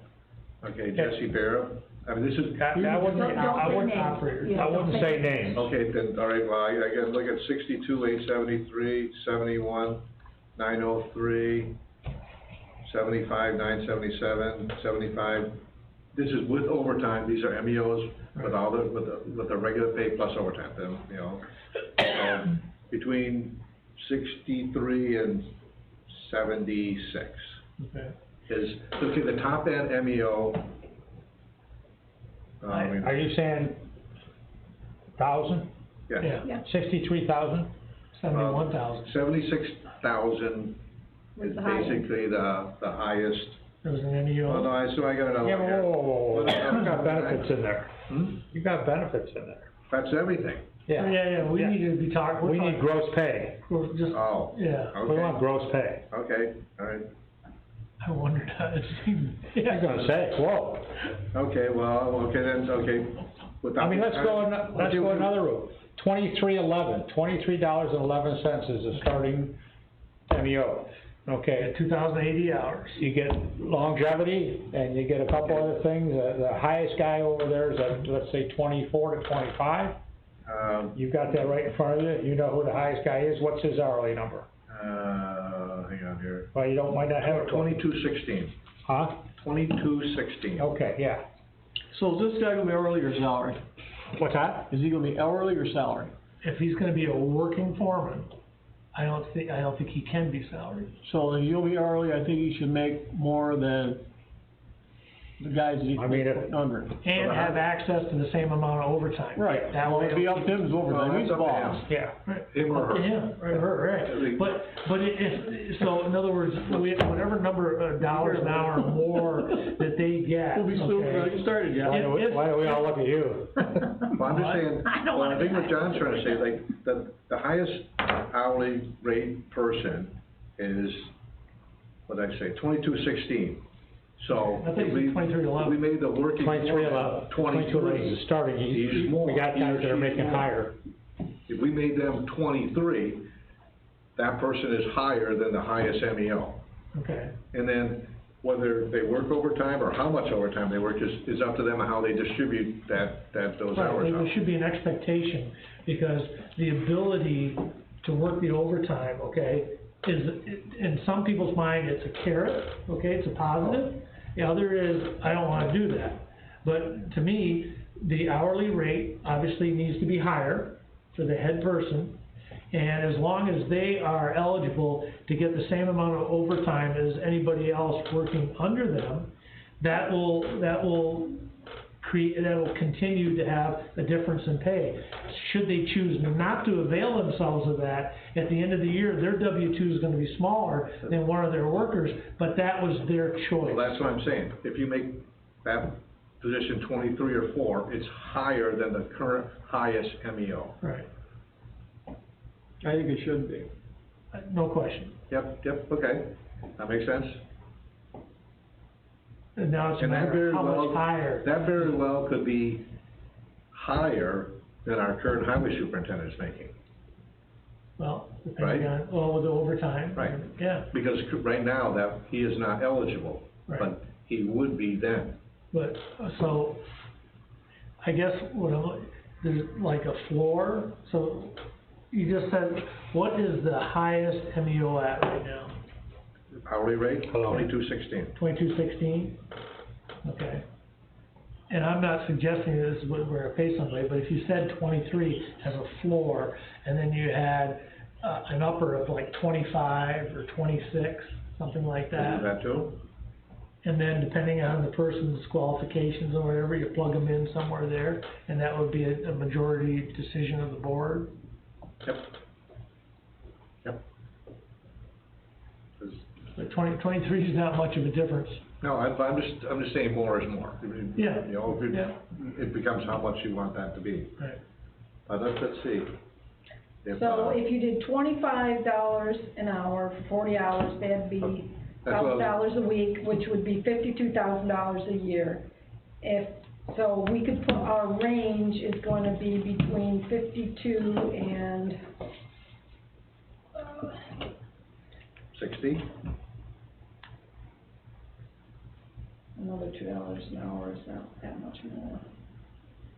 Why would there be a range? I mean, this is, your pay is $25 an hour, this is it, right?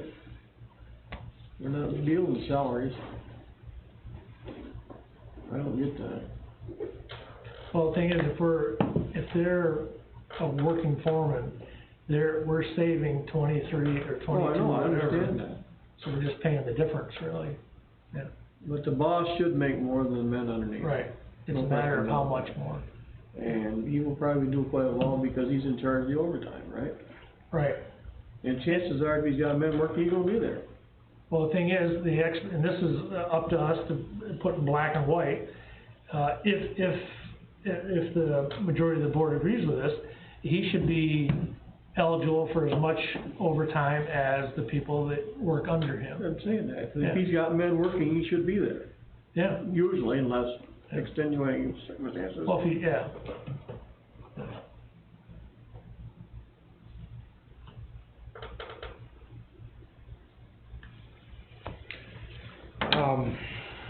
Okay.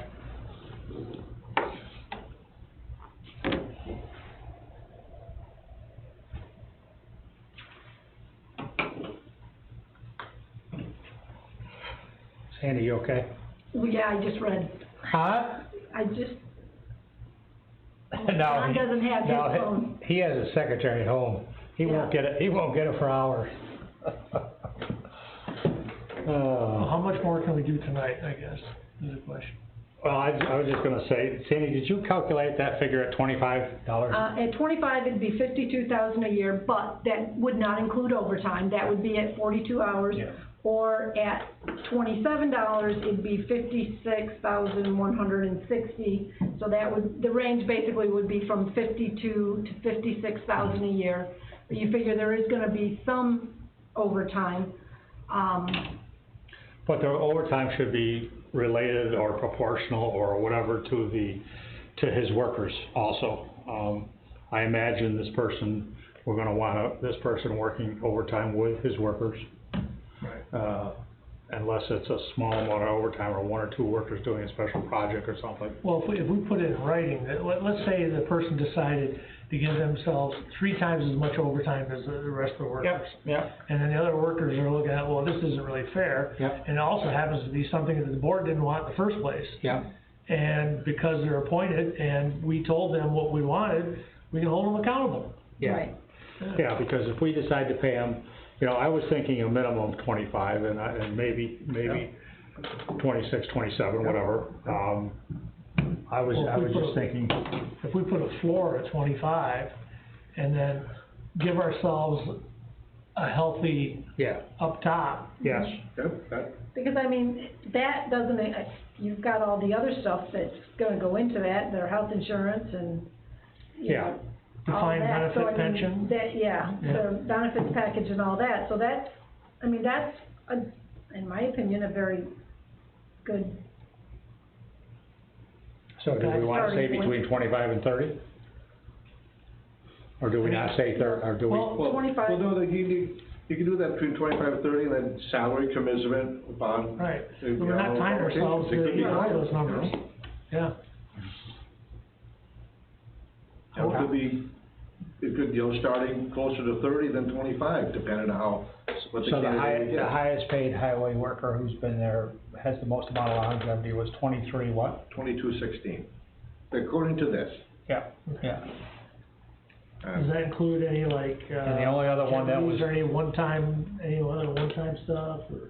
No, that's, they're the hourly only wage. one who's got anything more than that, but it wouldn't be in that category, would be the, deputy. No, but that But that's a stipend, that's a flat- stipend's not in his hourly rate. Right. This Right. is just hourly. Yeah. According to this. Yeah.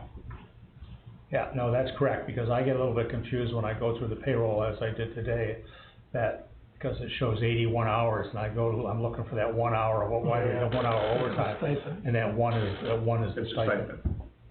Yeah. But in reality, that stipend should be looked at as a different hourly rate.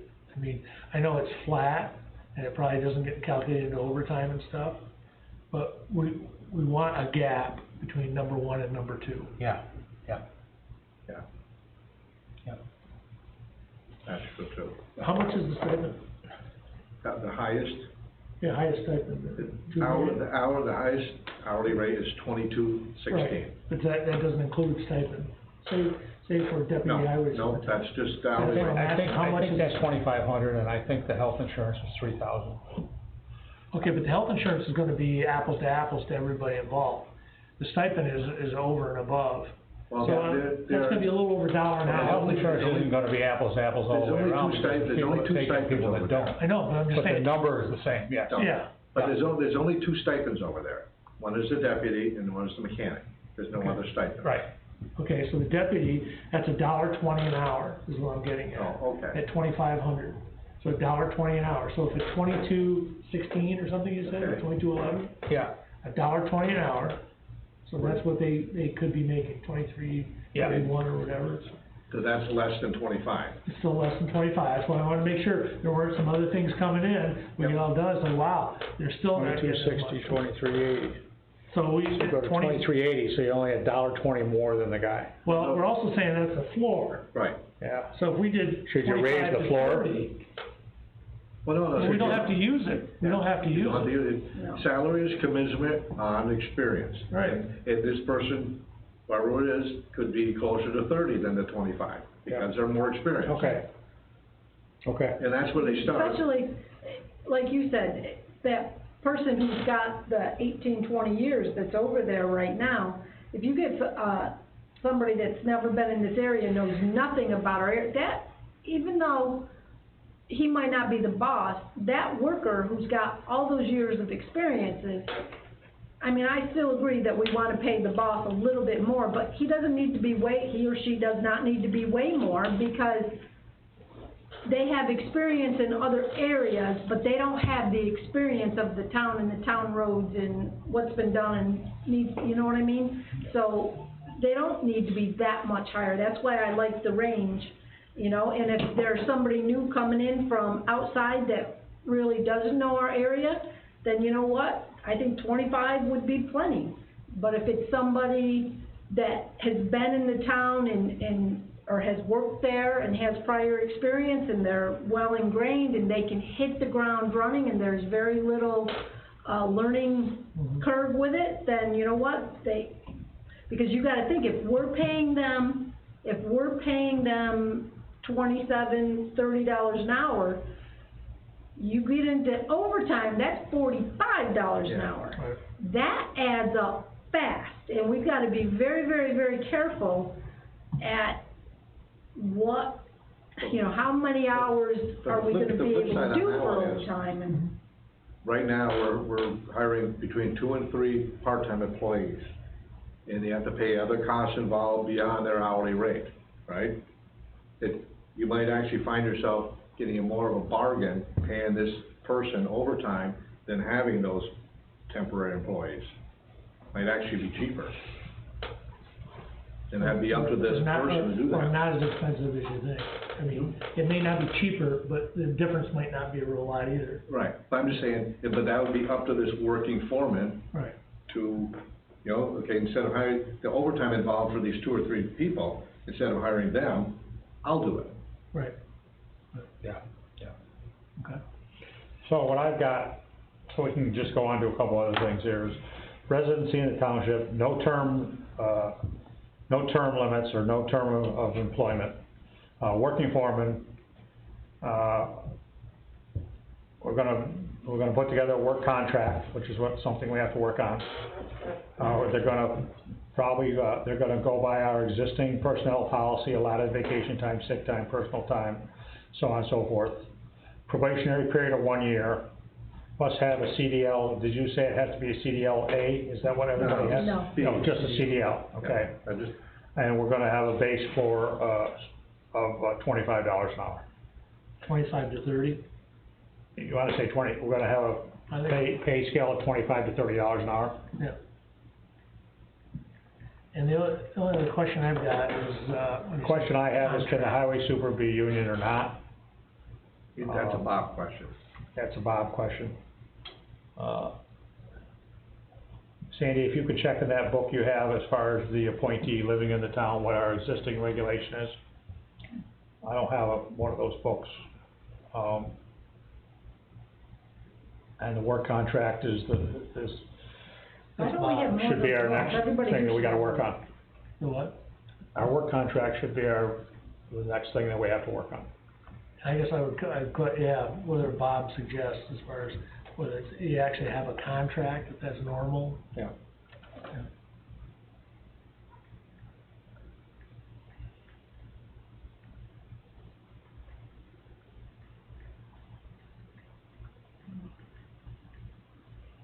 So, That's what I have for now, How about, town clerk, as far as dollars and cents? as far as the rate, the range. That's the highway superintendent.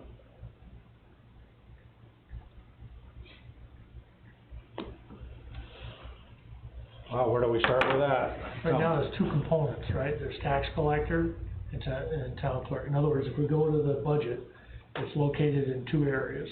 We have the other stipends and stuff, but those stipends have been moved into coal, so we're not talking about that right now. So in other words, And I'm just gonna throw it out there, I hate that bullshit. stipends, I hate all these stipends. You're here, you're working, you get an hourly rate, and you are productive while you are here. It's not, you're here, and while you're here, if you work on sewer or water bills or whatever, we'll pay you more. No, I just for the record, I'm just throwing it out there. I think all these I second stipends that motion. are I third it. bullshit. Okay, I couldn't agree more. So for those two positions that we have, our budget number is 42,371. And that's based You might on wanna put, 30 there's 6, I think, is 35 hours a week, 7 hours a day, yes. 35, so what was the total again? 42,371. 42,371 and 35 Gross. hours, excuse me? That's the gross, Mike's asked me, that's the gross, yeah. So just divide that by So it's like 23.28 an hour.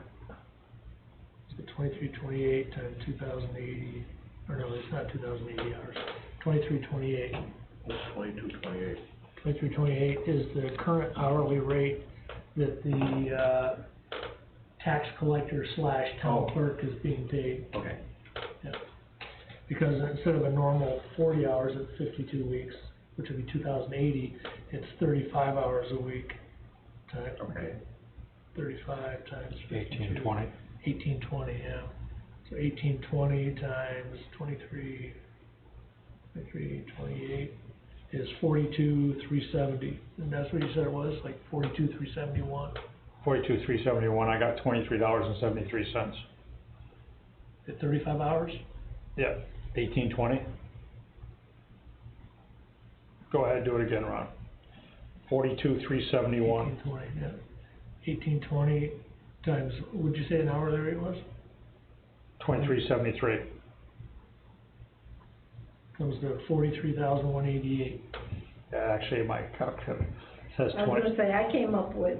23.28. I I did got 23.28. That's what I Yeah. got, 23.28. Yeah, this says 23.28, and then below it says 2373 over 260.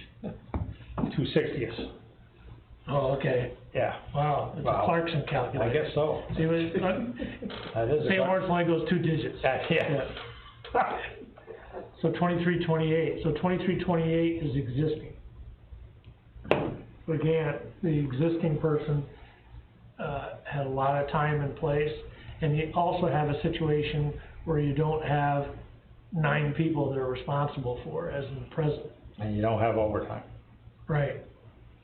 Right. In a way, this is a simpler, A lot simpler, yeah. Yeah.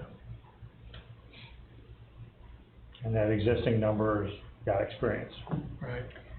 I was gonna say, existing number has been here a long time, and like you said, when Ellen was gone, stepped up immensely, has shown us that one person can really run the operation. However, I am against that. And here's why. Because they have to go to Watertown during tax season for reconciling. There are things that they need to do outside of the office, and I don't think the office should be unattended. I think there was a reason for a deputy clerk, because people are going to get sick, people deserve to take vacations, people deserve to have time with their families, so to expect that somebody is going to be there every day, Monday through Friday, 52 weeks a year, is unreasonable, which is why we had a deputy clerk, but we've now seen that maybe it doesn't take 2, but it's nice to have that backup, which is where Nicole comes in and is great that now we've brought our accounting back home. So this person who is doing a lot of the town accounting, rather than hiring out to an outside person, it's done in-house, and they can work together so that some of these, you know, the training has already happened in a lot of cases for Nicole. So there is a backup, and should be for both sides. And again, economy of scale, because when that person goes to Watertown to go reconcile, there may be only 3 people that walk in and they need answers or buy something. Nicole's all right, she can drop, spend a half hour with each one of them, go back, instead of having somebody come in for 8 Exactly. hours and deal with 3 people. Right. Yeah. So, Makes a lot of sense. I like the Nicole, she's not, you can't call her deputy, but we've never had that extra, at least to my knowledge, that extra person was the deputy, but she's not, but she can still answer a lot of the questions and that sort of thing. So, my thought is, if it is a new person coming in with the learning curve and everything else, I'm thinking $18 to $20 to start. That's where I'm at. What would be the top at that number, the existing number? We don't have to go to it. Nicole's at 1833. 31, something. It shouldn't be less than that. Yeah. I don't think the town clerk should be making less than our bookkeeper. No. So say 19, To 23 and a quarter, something like that? yeah, Cause that's about where we're at now, 23.28, call it 23 and a quarter, Yep. or 23.30, or 23.50, or something like that. there you go, there's our range.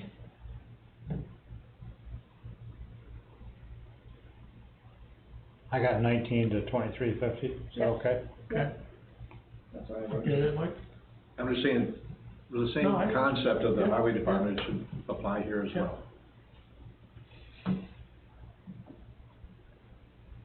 You know, even, now, what did you say, the low number? 19. I think out of like 20. Well, we don't have to, I mean, we're not held to it, it's kinda like. No, but I'm just saying, I think it should be I mean, this is a position that has some legal Responsibility. authority, you know, it's a little different, you know? And then kind of, I agree. and then have the, you know, make the low end higher, I guess, is what I'm driving at. And I think when I said the 18, not even knowing what Nicole made, is my first assumption is this person coming in is gonna have no experience. But, So we've got a year of training that this person needs to go through, and I have no issues that once they've got this training and they know, then it should be at least $20 an hour, because they are, you know, well, it's a huge difference. I mean, the legal role the town clerk plays than the bookkeeper. I don't, Right, but- you know, I think that drives. It is, but they're not there yet. Yeah, They've got the responsibility, they don't have. It's a huge difference between the, Town clerk yeah, and a bookkeeper, the town's bookkeeper. As far as responsibility Yeah, I and. mean, it's an immense difference. I don't know, I that was just gonna say, bookkeeper's I wanna- touching every dollar that comes in. I was just gonna say, I think wanna there's a ask hell you, of a lot which of one's got more, which responsibility one of you there, say has too. got more responsibility? Town clerk. Different kind, It's definitely a Totally different kind. yeah. And it's all somewhat procedural, it's all regulated by the state, it's. Right, pretty it's- straightforward. It's marriages licenses, dog certificates, I'm just- hunting I'm just licenses, saying- vital statistics, The person death in this role, certificates. how experienced or not experienced, has duties that the bookkeeper will never have, ever. Because they can't. And there's been instances where when the town clerk's not here, if you had to do without one of them, I'd rather do without the town clerk for a day. I know, I'm just, And So I'm just saying that it's a And trade-off. Sandy hit the nail right on the head with the money and every penny and every dime, you know, I mean, don't get me wrong, the tax collector part of it, that's a different deal. That's, you know, there's a bunch of responsibility there and a bunch of work tied to that. I watch them try to balance that out. And the fact that you take them in 3 payments and. The other thing to remember is, if we bring somebody in at the very bottom, okay, my thoughts are, the next year, after they've proven themselves and they've gotten through their probationary period, and let's say we decide workforce, it's a 2.5% increase, okay? That person, I wouldn't give that person a 2.5% increase, because they were brought in intentionally lower, Yeah. and then they would get a higher one because they came in lower. Based on their You have to evaluation. spell that Yeah. out really good, I mean, Yeah. I'm just saying concepts. yeah, no, well, getting back to the world I'm from, is, when I was in a union, they would have, and, you know, if they negotiated, you know, a new contract, and there was a percentage, 1 or 2 or 3 or whatever it happened to be, you know, percentage increase your pay, but beyond that, remember I mentioned they had the hiring rate and job rate, they were called, what were called steps, that allowed you to close that gap, which is And that was different. just time in your seat, Right. right? Not And so, necessarily- so when you added, say you got it, the contract gave you 2%, this step would give you more money, so actually the equivalent could be like 6%. And we could do the same thing, we could have I know, steps. but we're not and- talking about just because you've been here, we're talking about performance. Well, it's all tied to that. And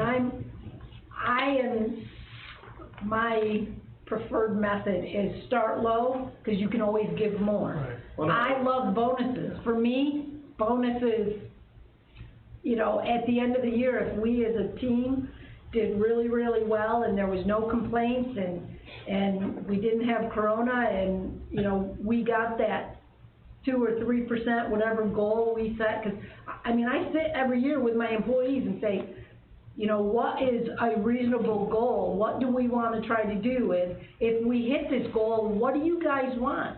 And make a plan, and I think, you know, Now, what were you talking about? in doing that, but that's on a private 19 to side. 2350. But when you have 19 would be incentives, the low end? Yes. 19, okay, I'm just trying, what was that? I mean, I agree with Sandy on the. What's that work out to be The annually? bonus situation is a huge incentive and pat on the back and thank you and everything else that it is for employees that have performed, and as a group as a whole. I mean, in your case, I do the same thing at my store with people once a year. Private enterprise. right, Yeah, Well, yeah. what I, kind of the equivalent, but not necessarily equivalent, is when we go through budget time, you look and you change pay rates.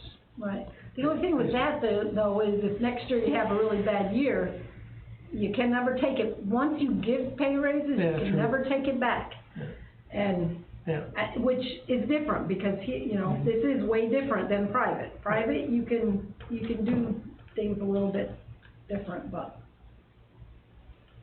I don't know. But that's where my theory is in always starting low, because we can always, and like Ronnie said, if next year we're giving a 1.9% raise and this person did great, you know, we can give them a 2.5% raise because they did start lower. But that's the learning curve. Right. And we have the ability to do that, we're not Well, locked in with a contract or anything to, yeah. So we okay with 19 to 23? Well, as long as it's, fine, that's, okay, I'm okay with that. This is not lower. Put it this way, the actual rate will be a discussion at a future time. Okay. Think of it as a dartboard. Okay, you got the bottoms here, here's the top, and we haven't decided where we're going yet. Well, in the vast majority of my working career, I either worked in the Army and the federal government or worked for the state of New York. But at the end, I worked in private industry, and I remember, you know, I had a question, you know, when they wanted me bad, but I had a question that I was completely unfamiliar with, is they asked me what kind of salary I was looking for. And that's kind of where we are here.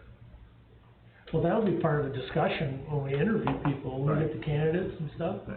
That'll be part of the discussion. Government, that's what it is, Oh, yeah, you yeah, know. yeah. No, was latitude based on commensurate with, With experience, yeah. Okay, can we run through a couple things, other things? Sure. What's that? Sure. Rink schedule, nothing's been decided, I was waiting for the minor hockey meeting on Monday night. The minor hockey would like to start their hockey season, when the rinks open up. I have had a call into the high school superintendent to find out about what's going on with varsity boys and girls. He told me it's pretty definite right now, not till after first of the year. I Is also. Watertown gonna have ice? What's that? Is Watertown gonna have ice this year? No idea. They're talking about that? Well, I'm just, I don't know if they're cutting stuff back. I mean, one thing I was told about the rinks up north at the colleges is the colleges are not gonna let any of the other groups rent their ice. It's gonna be for their people only. When you start, letting people rent your ice, Oh, with COVID? there's definitely a sanitizing, cleanliness regulation, state regulation issue that's gonna come into effect. I don't know what that is. I guess we're gonna have to look into that. You know, you got, I mean, minor hockey at a meeting, the kids are all gonna come, they're gonna come fully dressed. So on and so forth. It's not gonna be the locker room deal that's gonna go on. Lance Peterson said, I told him that I heard minor hockey was thinking they were gonna have ice in the middle of September, and Lance said, I don't know about that, it depends on their building project up there, because they have to get that end closed in, and they have to put a new header in. And he said that header is just being ordered right now, so he said, I hope we have ice by the 1st of October, but still, everything is totally up in the air. I've had people ask me, and I said, we don't know anything for sure. I guess only safe thing I can say right now is if things come back to normal, we would plan on having ice at our normal time, which is the first week in November. Well, that was always predicated because the hockey season started first week in November. Yeah.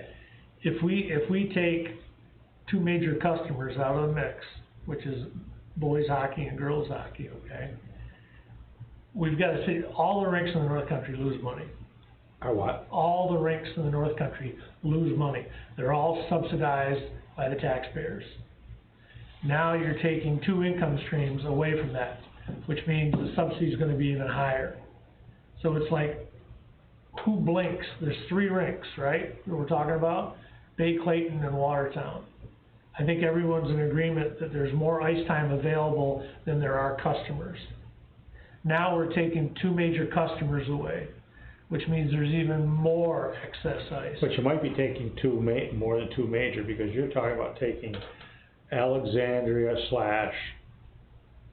Clayton / the two other districts that are on the same team, or three. Yeah. That team you're talking about, boys and girls, taken away. Well, in Watertown, I think you're talking, how many high schools play in Watertown? I don't think any of them. The IHC is the only one that's got a team. Yeah. Oh, there? Yeah. So it's only one, okay. Yeah. Watertown High is, yeah. Yeah, they don't have. a Okay, team. so, you know, there's their major customer too. Right. So I gotta believe they're gonna be under the same regulations we are. So I mean, who do we have left? We've got minor We don't have hockey. any customers from over there either. No, so the men's league is, well, anyway, you've got minor hockey and figure skating, okay? And my understanding is that last year, we didn't get a lot of the minor hockey, No, we haven't for a few years, right? 30% or something. I hate to So, say it, so I'm getting pressure to go to these people in Canton. I'm trying to get a phone number to go to these people in Canton that have the special team that Jeff Savage's son plays on. Jeff had called me, and he's supposed to be getting me contact information for the guy, because they're looking for ice, because there are some teams up there that are not gonna be allowed to play at the colleges. Oh, okay. My question is what's gonna be the requirements for the rink facility? You gotta be careful. Yeah. Because somebody says, here's $100, and it costs you $120 to have them come to the door. Yeah. Oh, yippee. Yeah, exactly. Well, I mean, you've been, locker room full of friggin' sweaty kids. Can you do that anymore? Well, it doesn't seem like it. No. Say that? Locker room full of sweaty kids, it's a very Oh, yeah. confined area, Yeah, you there's know? Well, if you're listening to some of the stuff that's going on in the news, you heard what happened in Georgia in school yesterday and today. No. Oh my God, they got all kinds of kids got Close COVID. the whole school, It's shut. big school. Think about this, okay? What, they wouldn't let shopping malls open up until the air filtration system in the shopping mall went to hospital level. Yeah. How are those locker rooms doing? Oh. There's no way, there's just no way. Well, look at the NHL's doing. Teams are going to only 2 places, and they can't leave those hotels. The only thing they can do is play hockey. Yeah. And we're not gonna solve it tonight, but I think there's a real problem. So, it's just, I wanted to just tell you guys, keep you guys up with what's going on, because I'm getting some pressure, and as you can see tonight, everybody except for John, I'm getting text messages too. Because John doesn't get his text messages. He has a secretary. What's the figure skater saying? Anything? They're not sure, but they would like to get going. I mean, that's another, Right, Yeah. that's a good customer. well, that drives some of our schedule as well. Right, but do you open up for one customer? I've been planning.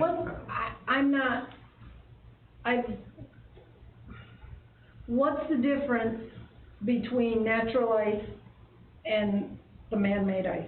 Availability. Well, temperature. Other than temperature. Because the time of year. If it's cold enough, you don't got it, you know? Yeah. Can't have man-made till probably at least December. Well, let me just say this. At the very least, okay, there's no reason to open the rink early. At all. I sure as heck don't see so. You've got 2 customers that, we struggled with our income last year. And that was with the high schools involved. If they're not starting till after the first of the year, I think there's a good case to be made not to open the rink till about the same time. Was Como let them open anyway? Natural ice, December, there we go. Yeah, that's a really good question. What'd you say? Is Como gonna let you open? I mean, He's not letting gyms open, how different is a rink? Wow, that's a good question. Yeah, that's a really good question. I like that, that's a good question. Wow. Yeah, how different is that? Yeah, well, Bass is not allowed to open his gym up there, and that's a lot more open air, and I'm sure he's got a better air Less filtration. people. And less people. Wow.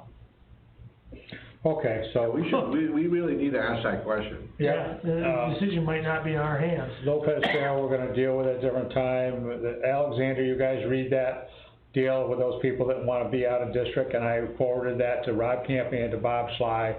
Those 2 are the ones that have to tell us what we're gonna do with that situation, with that additional sewer out of district user. Where is this place? Butterfield Lake. You see the map, yeah, on Butterfield. Okay, so you're going down Butterfield Lake Road, and which one are they? I don't have any idea, Okay. you have to look at that map. Oh, wait a minute, okay, they're up on top of the hill, okay? And all they would have to do is run a sewer line down to the new sewer pot that we put in, that is the multi-pot pot. And they could hook into that, according to Jay, very easily and service it. The existing agreements that were drafted in 2012 say that they are responsible for everything to hook into, down to getting to our pot and I'm hooking just trying to in. picture where this house is. Up on that hill. You go down to the boat ramp, right? Mm-hmm. The new sewer pot's right here. I know. Big cliff right there. They're up on that hill. where's the sewer district? Is that off the Butterfield Lake Camp Road? Yeah. It probably is, right? Probably how they get to it. How are they gonna get to it?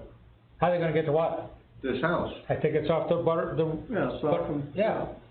but my Butterfield question Camp Road? is it, are they Yeah, in the That's sewer a district? private road. Huh? That's a private road. No, it isn't. matter. I mean- All those property owners have easements over that private road, cause there's a lot of camps on that road. Okay, all So right, where's the sewer Well, there are. district? okay. Are they in the sewer I'll district? More importantly, how do they get the sewer line to the pot, you know? Well, Down their land. Right, so that, Yeah. pretty because along straightforward. the lakeside, that's all rock. There's a bunch of maps that got sent to you guys with that, shows the sewer line coming right down the hill. You Right. can't tell by the map that it's down the hill, but it's down the hill. Okay. I talked to Jay about it, he said, not a big Yeah, deal. but I'm just saying there's, Yeah, but if they're not in the sewer district, it is a big deal. I think that's the Right. bigger question. That's the Rob Campany, Mike, Bob Sly question, because, do we treat them as outside user, or do we move them in the district? Right. Probably simpler to treat them as an outside user, even though you have to draft the law and you have to go through a complete because we process. currently don't have any Right, so, outside users. yeah. Everybody's in. yeah, but I'm sure we can create one. In an ideal situation, if they were just Thought you inside said the those- district, I thought those 2 I thought there was a couple outside, never mind, keep going. Well, that's water. Oh, okay. Okay, so. I'm thinking water. I'll go to those guys about that. You guys have already talked about setting dates for the Teamsters negotiations. I wanna get your permission, which we can't do any action at this meeting, but I'd like to get your permission to put shades on these windows, so when that sun glares into certain people, we can pull them down. Did you get a chance to go look at the Scribby Road? No, I did not. I need you all to Where is go it? look at the Scribby Road that we're gonna pave. It's 3,000 feet long, and 2,000 feet of it are the old red road, and it's in bad shape. The last 1,000 feet seem fine to me. I don't know why we need to do the last 1,000 Is feet. that the road that goes to Kings Point? Yeah, turn right at Crings Point. And the first 2/3 of the road are red road, because it was made with that red rock from that quarry. Okay. And then it turns to where it was paved years ago, and that part of it doesn't seem bad. I'm just thinking, if that's 1,000 feet of this 3,000 feet, we could save 1/3 of the money. On that note, we should look at all of them, right? Well- Why wouldn't we do that? But I haven't looked at any of them. Yeah. If you guys and girls would take a look at that and get back to me, I'd like to hear what you have to say. And this lot and cleanup on the trailer, I thought we was gonna have to do bid, but we don't have to do bid, it's gonna be a small dollar amount. I'll just ask for 3 prices from 3 local contractors, is that okay? Sure. Okay. That's all I have. What about the Lopez deal? We can't take any action tonight, All right. so, I think everybody's looked at the Lopez deal, it's not a big deal, and it seems pretty simple, and Yep. we'll probably. Sandy, you walked it, so if you. Oh, okay, I was trying to think what Lopez was, yeah. Yeah. No, it's, Biggest thing I see is, I asked Bob about it at that last meeting, and you heard him say, is realistically, if he's gonna go on our property and do some clearing and grubbing, he really should name us additionally insured in case he cuts his hand off. I think, I've looked at it. well, how Pretty much got it done. wide is what we own? Because from what I could see, I don't think he's gonna be on any of our land, Yeah, it's just, it has to be. Gotta cross it. It has to be. Yeah, but not much, I don't think. No, not much. He might have to no, but it is a good idea for the insurance thing, cause the rider is nothing, it won't cost him anything. Right, No, we have the whole railroad bed. I don't know how wide it is at his point, and he's coming through the woods to get to the railroad bed so he can get to his property on the other side, which we also own a piece of. We own the whole width of when you're walking down there, the part you walk on, we own 30 feet probably beyond either side of that, or more. Holy shit. Yeah. It's the old Is railroad that bed. what? Yeah, it's the old I railroad bed. don't think so. I don't think you guys know your dimensions. You know, those big ass snakes you were telling me about were only about this big. she's looking at me, is it that right?